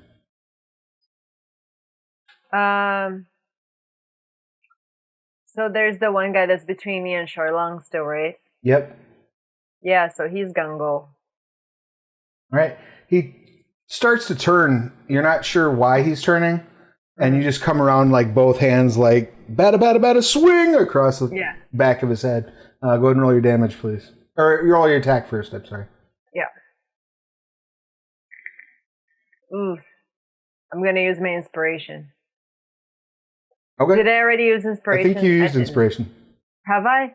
Yes. Then it didn't hit. What'd you get? 3. All right. Yep. So plus 4. Swing and a miss. I feel like because like I have 1 point of life, I just kind of like. Right. You are beat to absolute shit, so that's fair. Before the end of Alan's turn, can I like give Alan the sense that I want to trade places with them? You can say swap with me. Yeah, like get to Ithrin. They can heal you. Fine, then I guess I'll book it to Ithrin. I can't book it because my leg's broken. I mean, you can make it as fast as you can make it. Yeah. All right, so you're going to go swap. That movement will provoke an attack from Elder Dwarf 1. I need to see if they're crapping their pants yet. Never mind. They're not going to be taking any opportunity attacks because they're too busy shitting themselves. Thank you, Charlo. So yeah, you two you swap places. And that brings us to Elder Dwarf 1, who failed their roll, and so they're going to disengage because they're not dumb, and take off running this way. And they're going to shout something again in Dwarvish. I speak Dwarvish? Oh, yeah, he's shouting retreat. Oh, okay. I'll unfold my sleeves and be like, I think they're backing up, guys. It is your turn, Breck. What would you like to do? No one nice. cares. Well, Kill them anyway. So Breck's going to try to make a battlefield judgment call. I heard someone call retreat. Can I see anybody trying to be an asshole and keep fighting? The one that's between Tan and Charlie does not seem to have gotten that retreat memo. Okay, so does that person look damaged at all? Oh yeah, they're bleeding. Okay, so I'm going to They definitely have a broken nose. Toll the dead. Pew, pew, pew, pew, pew. Oh, like excellent. Really cool. cheesy. I love it. You pew pew at them for Toll the Dead. They have to make they have to make a Constitution save for that, right? Is that how that works? Yes, Constitution. I think it's 13. Yeah, Wisdom 13. Oh, Wisdom. Okay. Let's do that instead then. They do not make their save. Oh, nice. All right. 11. Pew, pew, pew, pew. Get out of here. All right. They let out a horrible wail and fall to their knees as they are currently the proud owners of 5 hit points. They're screaming like, ah, dong, dong. Does that give them... I'm going to be like, that's right, get out of here, to try to push the point. All right, does that give them disadvantage when they fail it? Ooh, that's a good question. It's been so long since I've had somebody fail a save on Toll the Dead. Because I know it's necrotic damage. But okay. That's it. Yeah, so like you see where the broken nose from Tan's blow is, the skin's starting to like rot away. Using that spell. It's not pretty. Go team. All right. Anything else? Is Breck moving at all, or are you just staying there? I mean, if I heard him retreat and I see people going, I'll let them go. I'm not going to chase anybody. This dwarf is going to disengage and run this way. 20, 25, 30. That brings us to Charlon. Oh, nice. They all went to range. They did. So just a quick check. Dwarf 2 is the one that I've basically killed a couple times, I feel like. I think I'm pretty close to it, yeah. 30 damage to this dude. And 1 and 4, have they been touched at all with damage? They're both just a little bit wounded. 4 got tapped by Alan. 1 is pretty hurt, but 1 is you basically would have to move to get line of sight on 1 because they're around a building from you. Okay. I think I'm just gonna let the blood rage follow me to the dwarf 2. All right. Are you going to use your aggressive bonus action to? All right. I will aggressive. I will aggressively end up right next to this dude, Right. and oh my gosh, that would be a natural 20. Sir. Oh, ouch! Yay! With your battle axe, huh? And I rolled a 12 and a 10. Oh my god! And Okay. +3. That doesn't get doubled though, right? Right. The +3 does not get doubled. So, double the dice. Leave the bonus aloneness. 25. All right. So you run up and you using your aggressive move, you're like dragging the head of your battle axe across the earth of the street, and you just come up between his legs and just in like a knife through butter, just keep moving. And right he on. just takes like a half a step and then splits down the middle. That's so gross. He is now dead. I will relish in the blood, and then I still have my full move. You do still have your full move because I'm aggressive. Let's piss this dude off. I'm going to try to block his exit. All right, so you're running over there and getting in the way of his exit? Yeah. Excellent. He screams in a very high-pitched register. Ah! I'll scream back. Bah!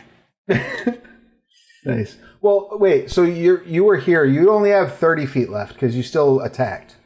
Oh, okay. So you wouldn't be able to dash. 30. Hold on. You won't be able to cut him off. So, there. Yep. Yeah, he still screams, ah! But he's now, like, running the other direction. I will catch you. You sure will. So, homie up here is going to use a disengage action and try, like, all Hades to get away. So, he will run his full move as he disengages. That brings us to Dwarf 3, who is now an ex-Kelder Dwarf. Haiku, what would you like to do? You're muted, Mike. I'm going to run straight towards Dwarf 5. Okay. And let me see. So I got, is that like roughly around here, maybe? Yeah, you get 30 feet, so you could go from where you were at the door. You could get right here if you wanted to, the square in front of where you're at. All right. So I'm gonna do that, and I'm gonna charge up like my green electricity. I'm gonna like throw Eldritch Blast, like in like a Superman punch kind of way. Right. So like as Haiku takes off running, you see the electricity like start dancing like up his legs and making its way over his torso to his hand as he runs up and just whap. Go ahead and make that Eldritch Blast attack. All right. I'm cheering for you. Brecca's like, yeah, get him. That's a 15 a hit. 15 hits. All right. And now that's a 10 damage. All right. Let's see how that treats you. Blam. He drops dead at your feet. Sick. Yeah, that's all I can do right now. Excellent. That brings us to the guards. I said halt in the name of the law. We will not ask again. Fat chance. Can I get the sense that they're talking to all of us, just the dwarves, or... You get the impression they're speaking to everyone. That brings us to Ithrin. I want to keep running towards Charlie and Tan. You want to back up to where Charlie and Tan are? Yes, run away from the guards. Okay, because you are, just FYI, you are 10 feet from Alan, who is limping toward you. Oh, okay. You have a horse with a broken leg limping at you. Oh no! Well, we've got two options. Heal the horse and ride off. Yes. You're gonna take off, like- I'll take a 5-foot step. There we go. Yes, and I will cast Cure Wounds on all end. Thank you. I mean, Yeah. just but a flesh wound. I hate to interrupt this, but I just have to tell you guys that somebody just rode by on a glowing bike that was playing like Waka Waka music. It was the most amazing thing I've ever seen in my whole life, and it just happened in the real world. Like a bicycle, not like a motorcycle? No, a bicycle. Like covered in rope lights. It was like bright blue and purple. And he was Nice. just rolling by slowly listening to like some like mad tunes. That sounds Nice. awesome. And Cool. that happened for real. Sorry. I'm sorry I missed that. What'd you- Yeah, so heal for 4 damage. Thank you. Jeez. It's the best I could do. No, it's great. I'm not at one point anymore. Excellent. Once Lulu comes back, we'll let her know it's her turn. Oh, you can still move more, right? Oh yeah, you still have some move. You still have 25 feet of move. Then I'm going to run back to Charlie and Dad. All right, so you had 25 feet back that way. Yes, like I back up 5 feet. You're good. I'm gonna keep running away from the guards. All right. That brings us to Lulu. What would you like to do, Lulu? Can I reach anybody? Astral closed out on me, so I can't see anything. Okay, so no, everyone that was near you is dead. The guards are currently about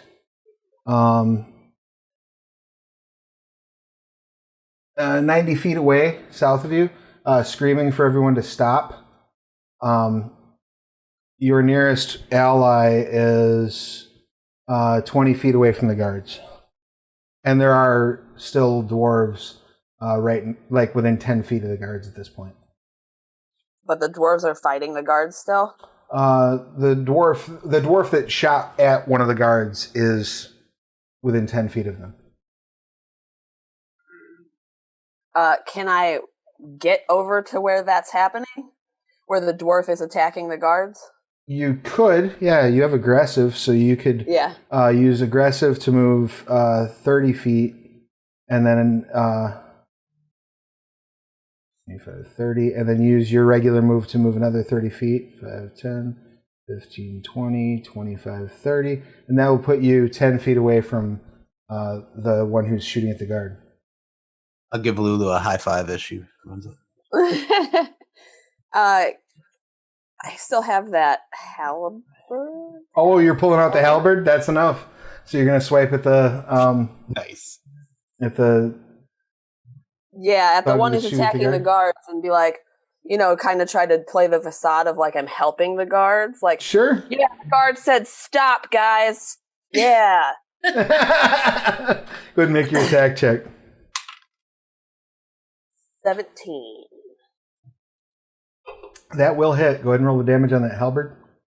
I just love the idea of just like, stop, I'm helping you, and then just like impaling a guy. Okay. Way to intimidate confusion. Good job. I got a 7. All right, so you cut deep into his hand. He drops his crossbow, and blood starts kind of spraying out of his wrist. That brings us to the top. 10. What would you like to do? Well, I'm not really for sure if we're going to get arrested.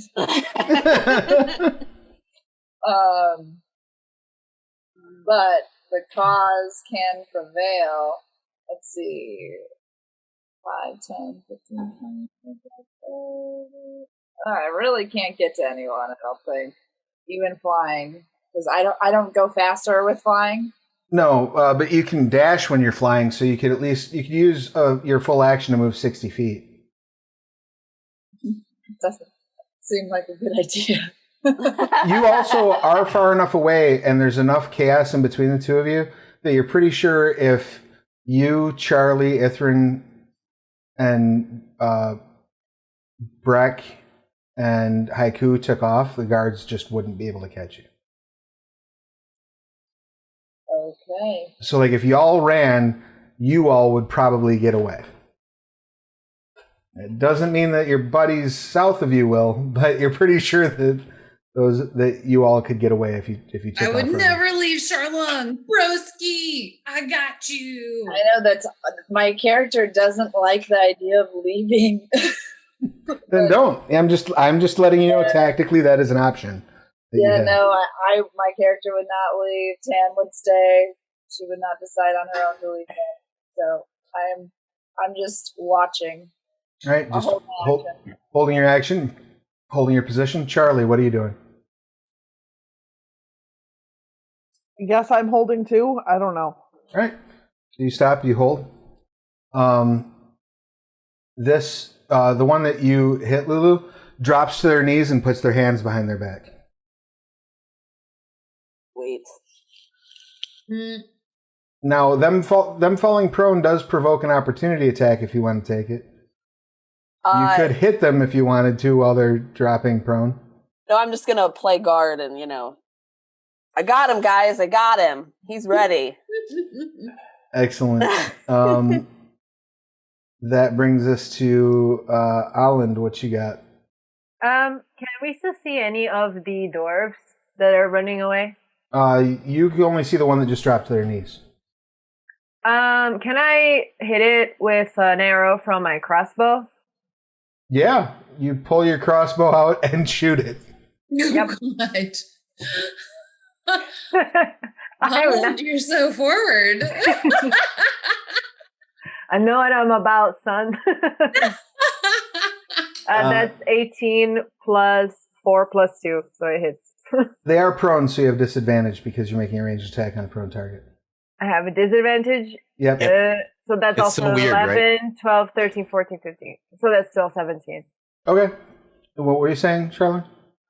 I was just saying that That's it's weird, but it makes sense that you get a disadvantage on someone who's kind of like laying down. While you're ranged, right? Yeah. Right. If you're in If you're melee, in melee, you get the you advantage. get advantage, right? Yeah. Cool. 1d10 plus 2. Go ahead and roll. You still did hit. It's 2 plus 4 plus 2. That's 10. So it's 8. 8. That's what I meant to say. All right. You hit them with the crossbow. They scream, "I'm surrendering! I'm surrendering!" And I don't give a Shelzar. shit! Yeah. This guard sort of steps forward and says, "Hey, you drop that crossbow now."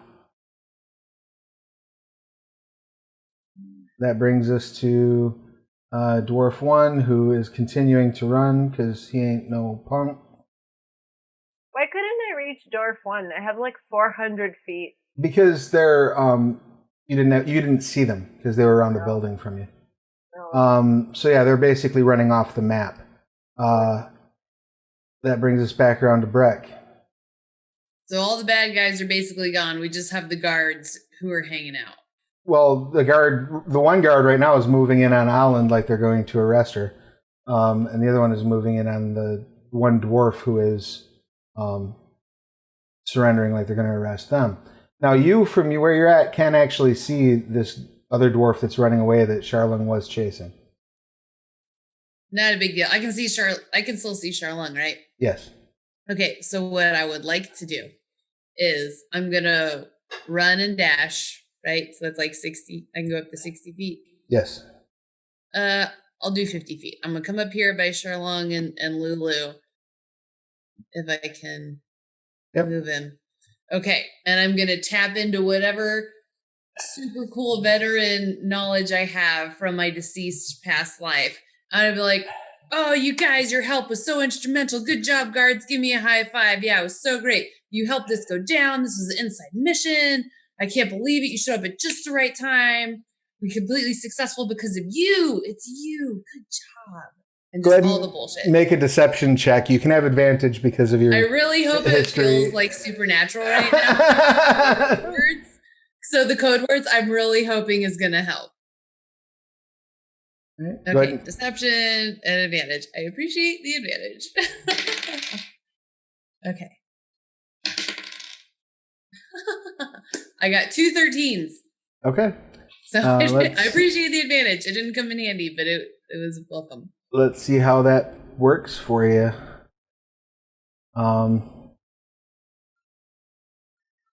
Sorry, there's an airplane landing in my backyard. I don't know if you That's can hear okay, it. as But long as This is me coming to visit. So. His private jet's here to get it. right? Do the jets make it come in less? Because that would be great. Unfortunately, that didn't seem to work. The guards say, "You're all under arrest. Drop your weapons and get on your knees." And that brings us to Dwarf 2, who's dead. Call out to everybody who's up by me and say, like, if we all get put in jail, we're fucked. So we need to go. Charlene, what's your action? What would you like to do? I don't know. I almost want to make like some sort of. I'm trying to decide if the bloodlust is so high. I think I have to chase this dwarf. Okay. Like, I don't think there's another option for the orc right now. Like, okay. So you take off after the dwarf. We were just completely surrounded by like a whole bunch of people who almost killed my friend. So like I'm in like retribution mode. So I will close and attack. You take in your full or your aggressive action to get over there. Go ahead and make your attack check. 15. That'll hit. For 14 damage. All right. They scream and continue running.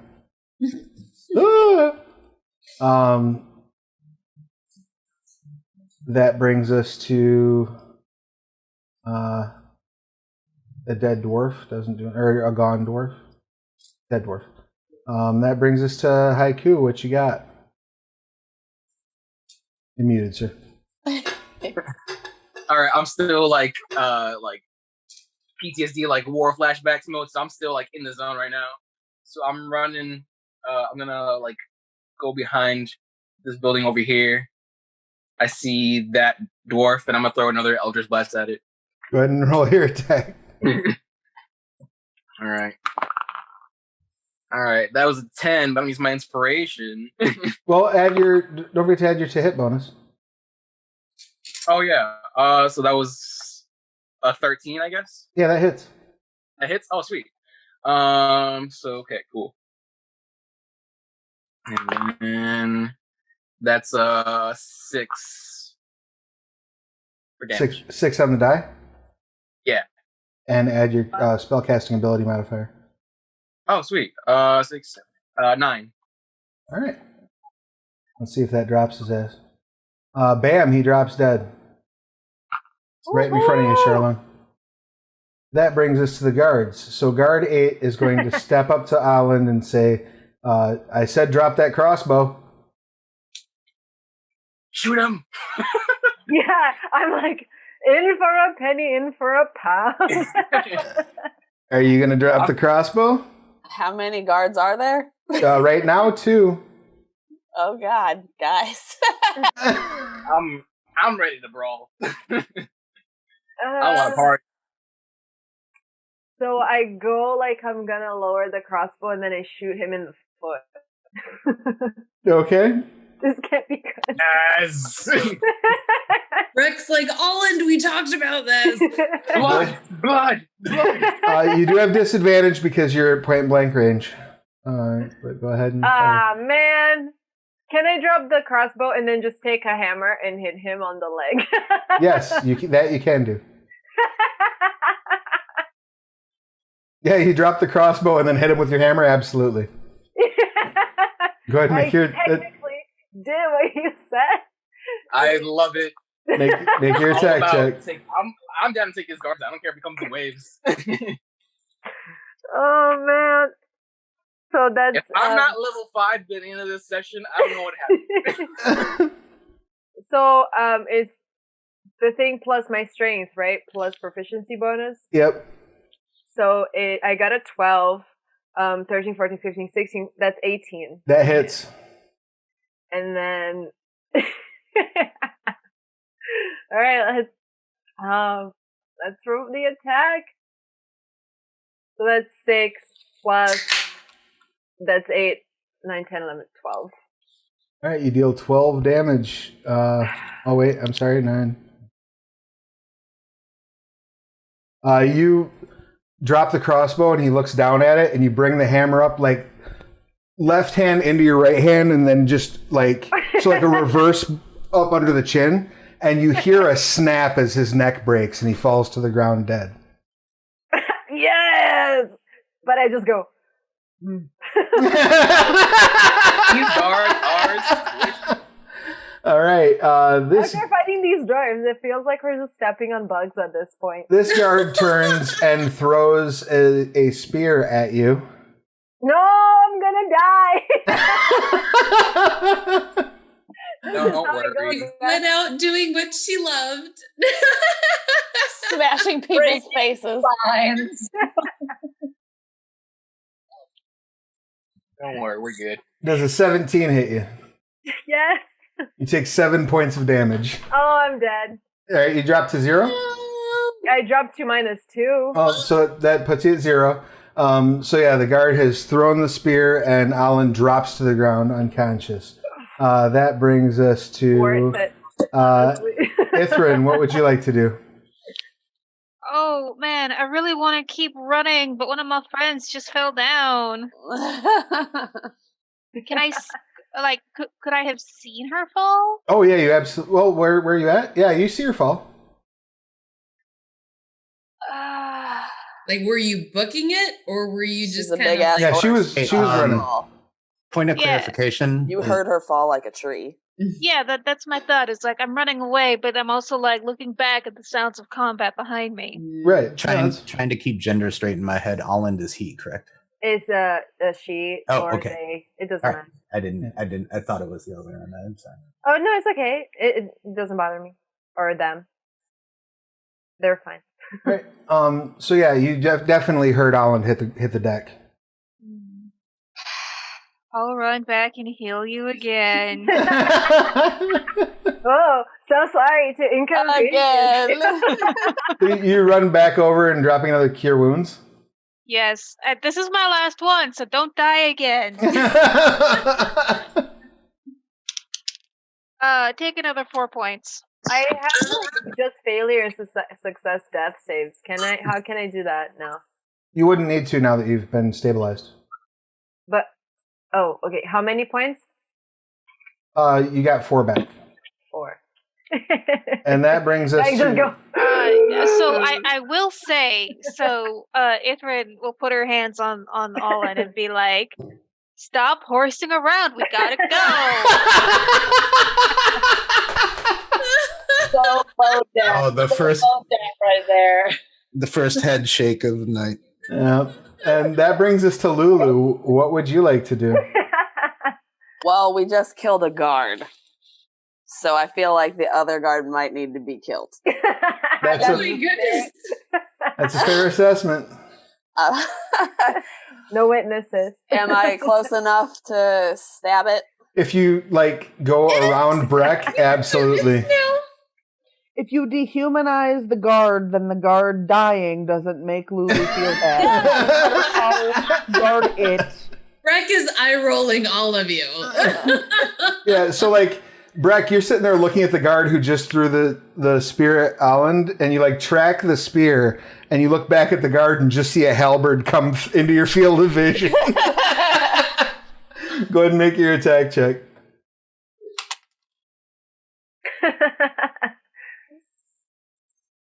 Can I also what is the barbarian thing?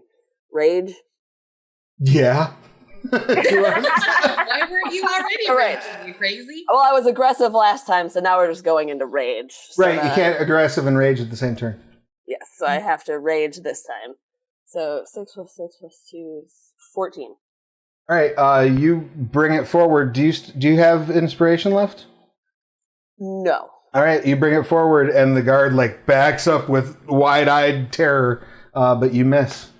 And that brings us to Tan. is disappointed in her. Deb was like, I wasn't gonna leave you guys, but I'm like, what the I think it's like, hey guys, they're not the bad guys anymore. Kill him, Tan.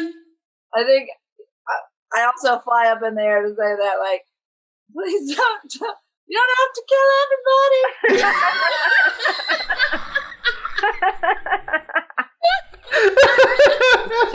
It's too late. We have to kill everybody. Tan didn't know that we're all murder hobos. So you Hey, don't throw all of us into that I'm bucket. not a murder hobo. you fly into the Murder hobo. air and point out very kindly that you don't have to kill everyone, and it doesn't seem to have made much of an impression on anybody. Charlie, what would you like to do? Murder hobo. I don't want anything to do with that. Murder hobos? You don't want to be a murder hobo? You are Yeah, I easily. think what I'm gonna do is I am going to go bloop and hang out right over there. All right, so you go hide. Good call. You want to make a stealth check real quick? Charlie's just gonna dip. I died. You died after trying to kill a 16. Oh yeah, nobody. There wasn't a try about killing that guard. I killed Sure. Guard's super dead. One shot that guard. Yep.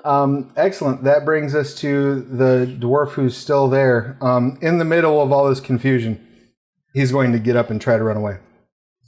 That does provoke Somebody better get him. an opportunity attack from both Breck and Lulu and the guard. Absolutely taking it. All right, go ahead and Breck attack. is not. I'll take Brett's. I'm having so much fun today, guys. Seeing everyone's loyalties, everybody's like,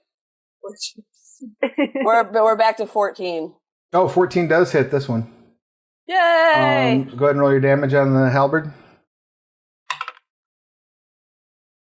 So 5 plus 6 plus 2 is 13. I think that does it.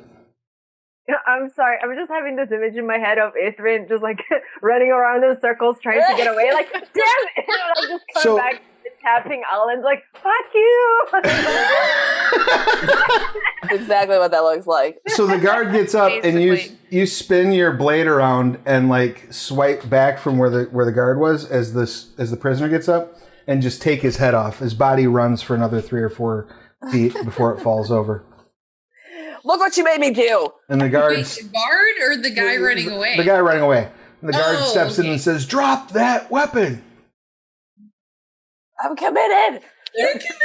the guards are very persistent too. You gotta give Oh my it gosh, to I hope it's my turn. That I brings hope is you better fight very the guard outnumbered. who's gonna Very kill brave. us. that brings us Kill to. 8 people. I swear to God. Now I'm super confused. Oh no, that was Lulu's. Right, gotcha. That was Lulu's Killed reaction. The dwarf guy. Yeah, that was Alan, my reaction to the guy running away. Alan, what would you like to do? I will pick up my crossbow. Get that guard! We're committed. We can't go back. We can't go back. This one you have no you have no disadvantage on. Just go ahead and fire. You're fine. I feel like in slow-mo. So 7, 8, 9, 10, 11. That's 13 to hit. You fire and miss. Ah, fuck. The guard turns over and looks at you all. That brings us to. I shake a fist at him. That dwarf is dead. That brings us to Breck. So Breck is gonna run at the guard and like newlywed bride carry him and run out of the fighting area. What the Guys, he's gonna arrest us! He's Make- one person will not arrest 8 fighters. They Go get Breck's Fred! your instinct has to protect He this has- man He doing has his job. seen us No commit question. murder. I'm gonna run at him and just lift him up like a newlywed and just run for it out of the ring. Make I'm an, gonna trip him on his way to go get her. You cannot get me because I am not fighting you. I'm not- Opportunity attack. you just used your opportunity attack. You don't have one left. Can I use an opportunity opportunity attack to shoot Breck in the leg. Save that guard for you barbarians. Unfortunately, you can't. No, Brett, go ahead and give me a athletics check, please. Let's see. I was hoping it was something like that. Okay. Let's see if we can grapple this guard. Can my passion give me advantage for saving this poor guy's No, life? not at all. But it's funny. I'm gonna use my thing that I didn't know for 2 years that I could use. Your inspiration. Yes, that one. Okay, go ahead and roll it with advantage. That's You fine. guys are a bunch of jerks. Murder hobos. Right, murder. 19 plus 2, I got a 21. You scoop the guard up and take off at your full run. It's not going to be fast enough. I'm gonna. And I want to drop him off before like I lose all my momentum and then run back. Like drop him off behind a building and like run back. All right, so I mean, I can run faster than you. I'm going to get. 15, You need to knock it 20. off, Lulu. You run. This worms that I have to ask you questions about. That's later, okay? You run 25 feet and then round the corner again with no guard. Yes, and then I run straight back and I go, oh, you'll need to knock it off. Where did We you need go? to leave. I tell everybody, we need to leave now. Charlong, what you got? Don't let me down, bud. Yeah, be on the murder hobo team? Is the dwarf in front of me dead? Very much so, yeah. Is the dwarf also dead? Yeah, an Eldritch Blast came around your shoulder and blew up the dwarf in front of you. I'll give Haiku a look and of like approval, and also like you can kind of tell that Charlong is sad that they didn't get to kill that guy. Right, you got the I have like full on crazy, like full on like Gollum, just like yeah, let's go. You're muted, Allie. Murder hobo. Something wrong with y'all. I'm gonna make us t-shirts that just say murder hobo. Well, I can't have it, Milena. That's Yeah. Yours is gonna say not murder hobo. Oh, okay. I don't have a sense for where Human Guard 7 is currently. Good. Yeah, you have no idea. I was like, yeah, you were busy. I'm going under the assumption that there's still a fight going, so I am going to take my move up here and be like, what happened to the guard?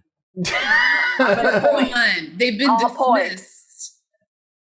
Over there. Get him. I fired the guard, Charlong. I've got aggressive. And But we're partners. It's too aggressive. You can't stop it. All right, so you're gonna run up and hit the guard. yeah. I'm sorry, guard. 22, I assume, hits you for 14 damage. Yep. So you run up and just bury your axe. I say I'm sorry to him as I do it. And you bury your axe in the wall of the building that's next to you, and you slowly watch the guard's head like slide off the blade of your axe. Add the I'm sorry, like. All right. I say I'm sorry to him as I kill him, but like he watched us murder the other guard. There's no way he can survive. Exactly. That's what I say. And then I'm like, and now we need to GTFO. Yep, let's go. Oh my gosh. I'm still aggressiving out the fucking. Let's get out of here. You can't aggressive unless Need there's to an take enemy a to run breath at. and try some orc yoga. Okay, that's what I'm saying. Wreck is Where the enemy. where are you all running away to? Now, originally when you left, you were planning on heading to the temple, which is just down here. You're probably, as of right now, you are about 130 feet as the crow flies from the Temple of Enkili. Or you can try to just ditch this area, drop into the sewers, and head back to your neighborhood. What time is it?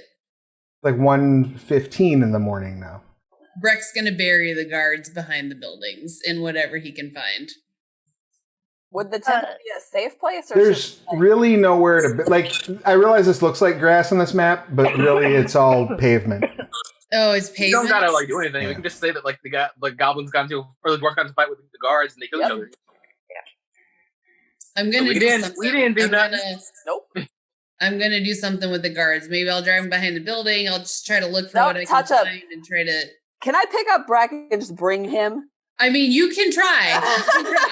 But Bro, Breck is gonna try with to take care of these people who are just doing their damn job, you monsters. They left us no choice. If you throw me over your shoulder, I can't do anything about that, but I'm gonna try. All right, They left us no choice. make your athletics checks, ladies. So Just over Lulu's shoulder, just like Right. howdy. I got a 2! 19. 19. We're out of here. You're Brack is coming, and we're leaving. You're starting to like. Great. Howdy again, Lulu. You're starting to like pick up the. Night. You start to pick up one of the guards, and you feel like you see the ground rush towards your face for a moment, as it occurs to you both just how light Breck really is, because it's really just throwing a suit of armor over your shoulder. These gains are real. So, are you heading to the temple, or are you trying to get back to the hood? I think we should head for the sewers. All right, let's go to the sewers then. But Breck's coming too, so. All right, you all drop into the sewer. You look around and you don't see Charlie anywhere. I think Tan would have at least gone over to Charlie. I feel like I saw Charlie run away. From flying? I was flying. You saw Charlie run away, but you didn't see where Charlie hid. So, like, you know that Charlie got away. Now, Charlie, you can see Tan started landing and you can hear what's going on. So you can rejoin them and hit the sewers, or you can just head home and wait for things to be calmer. Yeah, I think I'm just going to head home separate. Nobody saw me with them. Nobody saw anything. And just in case something else goes awry, I'm going to head home. All right. Excellent. And that's where we'll wrap things up for this week. Ah, damn. Tan does not feel good about this at all. What a great day. Same, Tan. I'm glad we're on the same page. You may level. Congratulations. You are now all level 2. I only had to decapitate 4 people. Bad boys. Yeah, come on. If we hadn't killed those guards, we wouldn't have gotten enough XP to level. All right. Have a point. Any questions, comments, complaints about tonight's session? Yeah! We have a new hashtag, murder hobos. Guys, a person murder. Guys, matter with you. That hashtag. Doesn't sound the same sometimes. It should not. Murder. I'm very proud of you. Whew, that was a lot of fun. So we will be taking the next 2 sessions, I think, off as we. I have a couple of big deadlines for work, but also, we have a expectant mother that may or may not go into labor before we get through our good nights. Initiative. And so we will be back here. We'll just plan on the first Wednesday in June, right? Does that sound about right? Good. That is only one Yeah. session. Oh yeah, I guess we're only skipping one session because of the way time and maths work. That helps. Yay. Yes, we'll be back in June. Does that work for everyone? 3rd. Do we have any objections to that? Do you think you'll be? If I'm gonna Allie, miss you guys a lot. That's my only objection. Even though y'all are a bunch of murdering fools.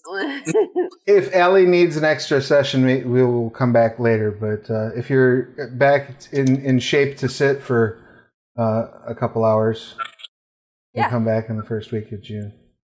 I'll do my best. All right. Well, I understand. That you're about to go through a bit of a physical ordeal. So, This is super fun too, though. I don't want to miss it because it's super fun. So there you go. It'll be a good break either way. That's probably fair. So let's go around the room. Let's start with Breck. Why don't you tell us who you are, what you do, who you're playing, pronouns and pronouns, please. Awesome. Hello, my name is Roz, she, her, and I play Breck, he, him, who just got cradled out of the arena, apparently, by like the love of his life. So he's having a lot of processing feelings. Apparently she has worms. We're going to have a talk. Okay. But no, this is great. Breck has a long history of things that he knows. These are very outside the box people, not afraid, really excited. And then personally for Roz, so me and Tori, who plays Tan, started a podcast for Fruits Basket, a shoujo anime. So I'll tell you that first half, and when we get around to her, she'll tell you about all of that and the rest of our podcast. Oh, beautiful. Awesome. Congratulations on that. Thank you. It's my first entertainment thing because you guys are all artists and I'm just in the Air Force, so I finally get like a fun creative thing to do. Isn't I'm this just in the Air Force. Come on.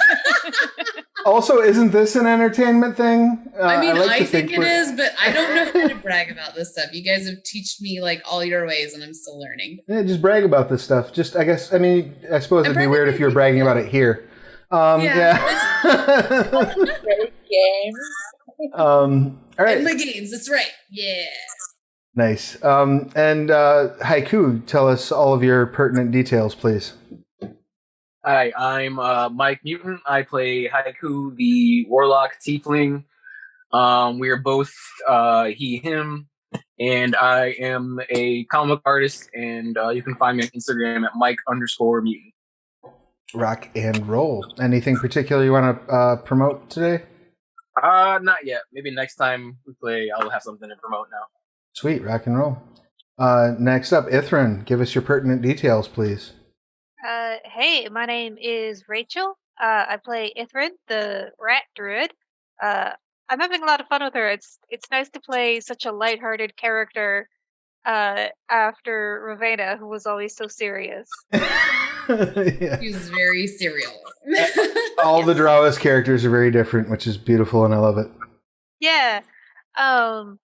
Anyway, so stuff I'm working on. I had a really great interview this morning with Travis, That's along true. with Satiros Filbrucato and Hiromi, who are working on the Technocracy Reloaded Kickstarter. We got to talk about Kat Evans was there too. Yeah. Yeah. She's so working on Werewolf.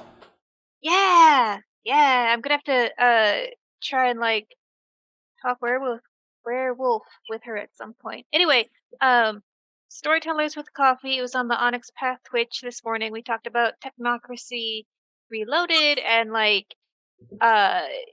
topic was how a good storyteller can incorporate technocracy into their game. But because it's a whole bunch of really smart, really insightful people, there's a lot more than just that. That is true. Also, it is Play It Forward, which is a special promotion that the Storytellers Vault is doing for the next week and a half. If you buy anything of mine, I get to keep all the royalties instead of splitting them. Yes. So if there's like Rose City by Night or Kith Book Selkie, or I just came out with a new one. It's called Gifted and Talented. It's geared towards introducing people to Changeling the Dreaming. It's a short chronicle, pre-made characters, storyteller's guide, whole 9 yards. Play Changelings in high school. And so come Nice. check that out on the Vault as well. Yeah, do that and make sure that you're doing it this week so that Rachel's getting the full chunk of change. It's a really cool deal that they're doing. Storytellers Vault and Dungeon Masters Guild. Anything that you're buying right now there is going 100% to the creators. So many thanks to OBS for doing that, for sure. And I just threw the link up in the chat. Lulu, give us your pertinent details, please. Hi, I'm Allie. She, her, same as Lulu. This game was super fun. Decapitated 2 people and threw Breck over my shoulder. and I got all the worms. That's cheating. You did get the worms. So we have the evidence. Success. Hashtag murder hobo. Excellent. Any projects that you want to promote? Anything that you want to... No, the only project I'm working on is a baby. I mean, that's a big one. That is a big project. They take a long time, and Yes. At least 18 they're years. really fun at first, and then they get really difficult for the next 9 months, and then really difficult again for the next 18 years. Oh, good. It's a long-term project. It's worse when they learn English too. Just Yeah. so you know. Exactly. Just don't teach them English. Problem solved. Yeah. Orphan. Just give them Teach them dwarf. Dwarvish. It'll be fine. Yeah. Next up, we have Alan. Please share your details with us. Hi guys, I'm Milena. She, her. I play Alland. She, her also. And today was really fun. I got to smash a lot of people. It was really great. I used my hammer a lot. Yay! Hashtag murder hobos. This is like I've been living for it. Like you don't understand. My other character was so like, oh peace, and oh I can't hurt people, but now I'm like, oh I'm just gonna fucking like she did. It's so much more fun.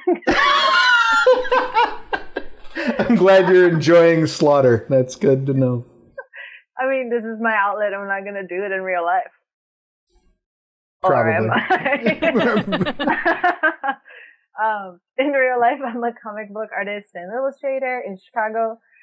And Mike and I collaborate on the art for like this and other D&D stuff. And we're planning on collaborating for more things in the future, which will be super fun. Yes. And if you want to see some more of my art, go to my Instagram, which is Milena Deneno, or just search me on YouTube and you can see what I've been doing. Yeah. And definitely make sure to subscribe to Milena's channel. It is awesome. Charlene, give us your pertinence, please. Hey there, I'm Corey Frang. I'm a software engineer working lately mostly with video games. I've been working with a really fun game called Caves of Cud, which you can get on Steam and whatnot. But today I actually wanted to promote a friend's work because it's very topical.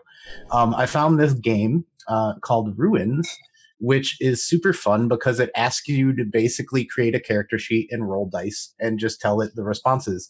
It basically acts like a storyteller. And you can play the game, and then you're supposed to coordinate with other players in the offline world when you're hanging out at campfires. So you can kind of play the game by yourself. You are beholden to none but yourself. You give it the answers to the dice rolls. It's a lot of fun. It's called Ruins. I'm going to post a link to it in Twitch, and I hope you guys. Sweet. That's awesome. Sounds awesome. That That's sounds super cool. It takes all like the thinking work out of it. I'll have to check that out. Yeah, it's like it's a very interesting concept just in general. Like I don't think I've ever seen anything like it. It's really cool. Based on the very basic description you just gave it, it reminds me a little bit of Expedition, the card game, which there is a Scarlands expansion for, by the way. But it's a card-based single-player RPG, and you can play it with up to like 4 people, or you can just play it by yourself, which is kind of neat. So that might be a cool thing to check out too, especially if you like Scarlands. Get the Scarlands expansion for Expedition RPG. But yeah, I will have to check that out. Ruins. That sounds dope. Is that then done on what platforms is that available on? Itch.io. I mean, is that for computer or? Yeah, it could be on. You can play on Android, Mac, Linux, PC. Sweet. Rock and roll. Well, thank you much for spreading the word about that. We will have to check that out. Next up, Tan, give us your pertinence, please. Hi, I am Tori. I am she, her, so is Tan. Tan is, oh my god, a tiefling monk. And I learned a lot about monks today. I'm excited. But yes, she did not appreciate what was going on because she didn't understand why the people that she thought were cool were murdering everybody. Well, maybe tomorrow you'll understand, depending on how you roll. No, I feel you, Tan. It's okay. I can tell everyone's morals here, and it's great. I think that's fun. We don't really always get to see that. Like, we didn't get to see that in Extreme Drama, so I like how you can tell like who the people were. You're like, oh, those are my people are right there. Right. But yeah, I'm working on a ton. I'm really embracing this quarantine as a time to level up. So yes, I'm super excited that the Rice Balls, which is a fruits basket podcast, is going to be coming out shortly. We already have 2 episodes in the can, and we're really excited about that. That's going to be on Spotify and Apple Music. I also have Boss Mode Initiated podcast, which is the first podcast I have that isn't really like geeky at all. Like it's just more about like leveling up yourself to, initiate being a boss of your own world, which is really fun. My sister, Allie, has been featured on Boss Mode Initiated as, a life coach and everything like that, which is cool. Bells of Fury is doing a lot of different fun, like horror things going on now. So I'm excited to release that stuff. And I'm starting a new Wonder Woman project, which is crazy. And I'm excited, but going to be shooting that in Atlanta, and we're going to see what we do there. So, sweet. Awesome. All this craziness, but whatever. Still working. Busy. Well, good. I'm glad that you're able to soldier on and get so much stuff going on. That's awesome. Congratulations on that. And definitely once you have once you have the link to the podcast, let us know what that is so we can spread the word. Make sure you're sharing it on the Sins of Shelzar Facebook page, which is a place where you can keep track of everything we're doing. Everybody here, I think, should be able to share things there. Dreaming, Rachel, I'm so sorry. Oh yeah, well I forgot to promote my own show too. So I love how I looked at my sheet and I'm like, changeling's on there. Tomorrow we're changing into something a little nicer, but I'm also took all the power in that game. So you might be a murder hobo over there, from what I hear, actually. Right. Technically, it's someone else who's the murder hobo. I just am thumbs upping the murderer. You're like you're the murderer behind the throne. Or the encourager of the murder. The enabler. You're the murder enabler. Yes. There. I'm like, all right, I guess I'll be the powerful one. I guess. Love it. Changing the Dreaming, also amazing. Thanks, Rachel. Sorry. Yeah. Tomorrow, Onyx Path from let me do the math. 9:30 to 11:30 Eastern Standard Time. Yes, and definitely if you have not done so, please make sure you're following that channel, subscribed, all that fun stuff. And last but most certainly not least, my beautiful blushing bride over there, Charlie. Please give us your details. I am Sarah Sharnover. She, her. Charlie is also she, her. I apologize. I haven't been feeling well. I didn't feel well last week either. So hopefully next time we're together, I'll be a normal person again. I have a couple of books out over on Amazon. I have a YouTube channel where I talk about writing and we do write-ins. And so that's most of what I do. And you'll be broadcasting live Friday, correct? Friday, 7 p.m. Central, yep. So make sure you head over there and check that out. Don't forget to subscribe. If you have some writing to do, it's a good place to hop in and do writing sprints.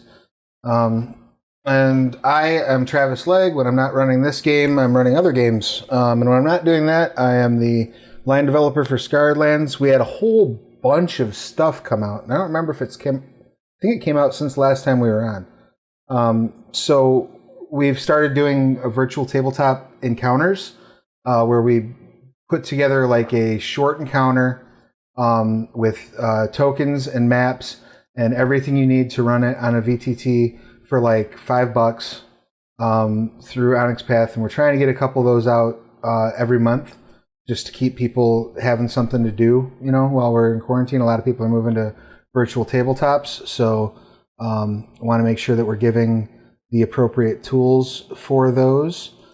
So if you head over to DriveThruRPG, you can get, we've got 2 of them came out last week, Separation Anxiety and The Hag's Feast. Both very fun encounters that I had a blast working on. We also just had Vigil Watch Chapter 2 come out, which talks about the Yorling of Mansk. So we're moving inland with Vigil Watch, and we will continue moving westward as the series comes out. Which means next month's release will be, this month's release will wind up being Yugman's Guide Part 3. Already halfway through it, hard to believe. I also was one of the developers on this little Technocracy Reloaded thing that's on Kickstarter. We are currently about, looks like a little over $3,000 from our next stretch goal, which, if I'm remembering correctly, is our 12th stretch goal. The support has been mind-blowing, insane, awesome, and That's amazing. Good job, Travis. I wish I could take credit for it. I just happen to be working on a very popular project.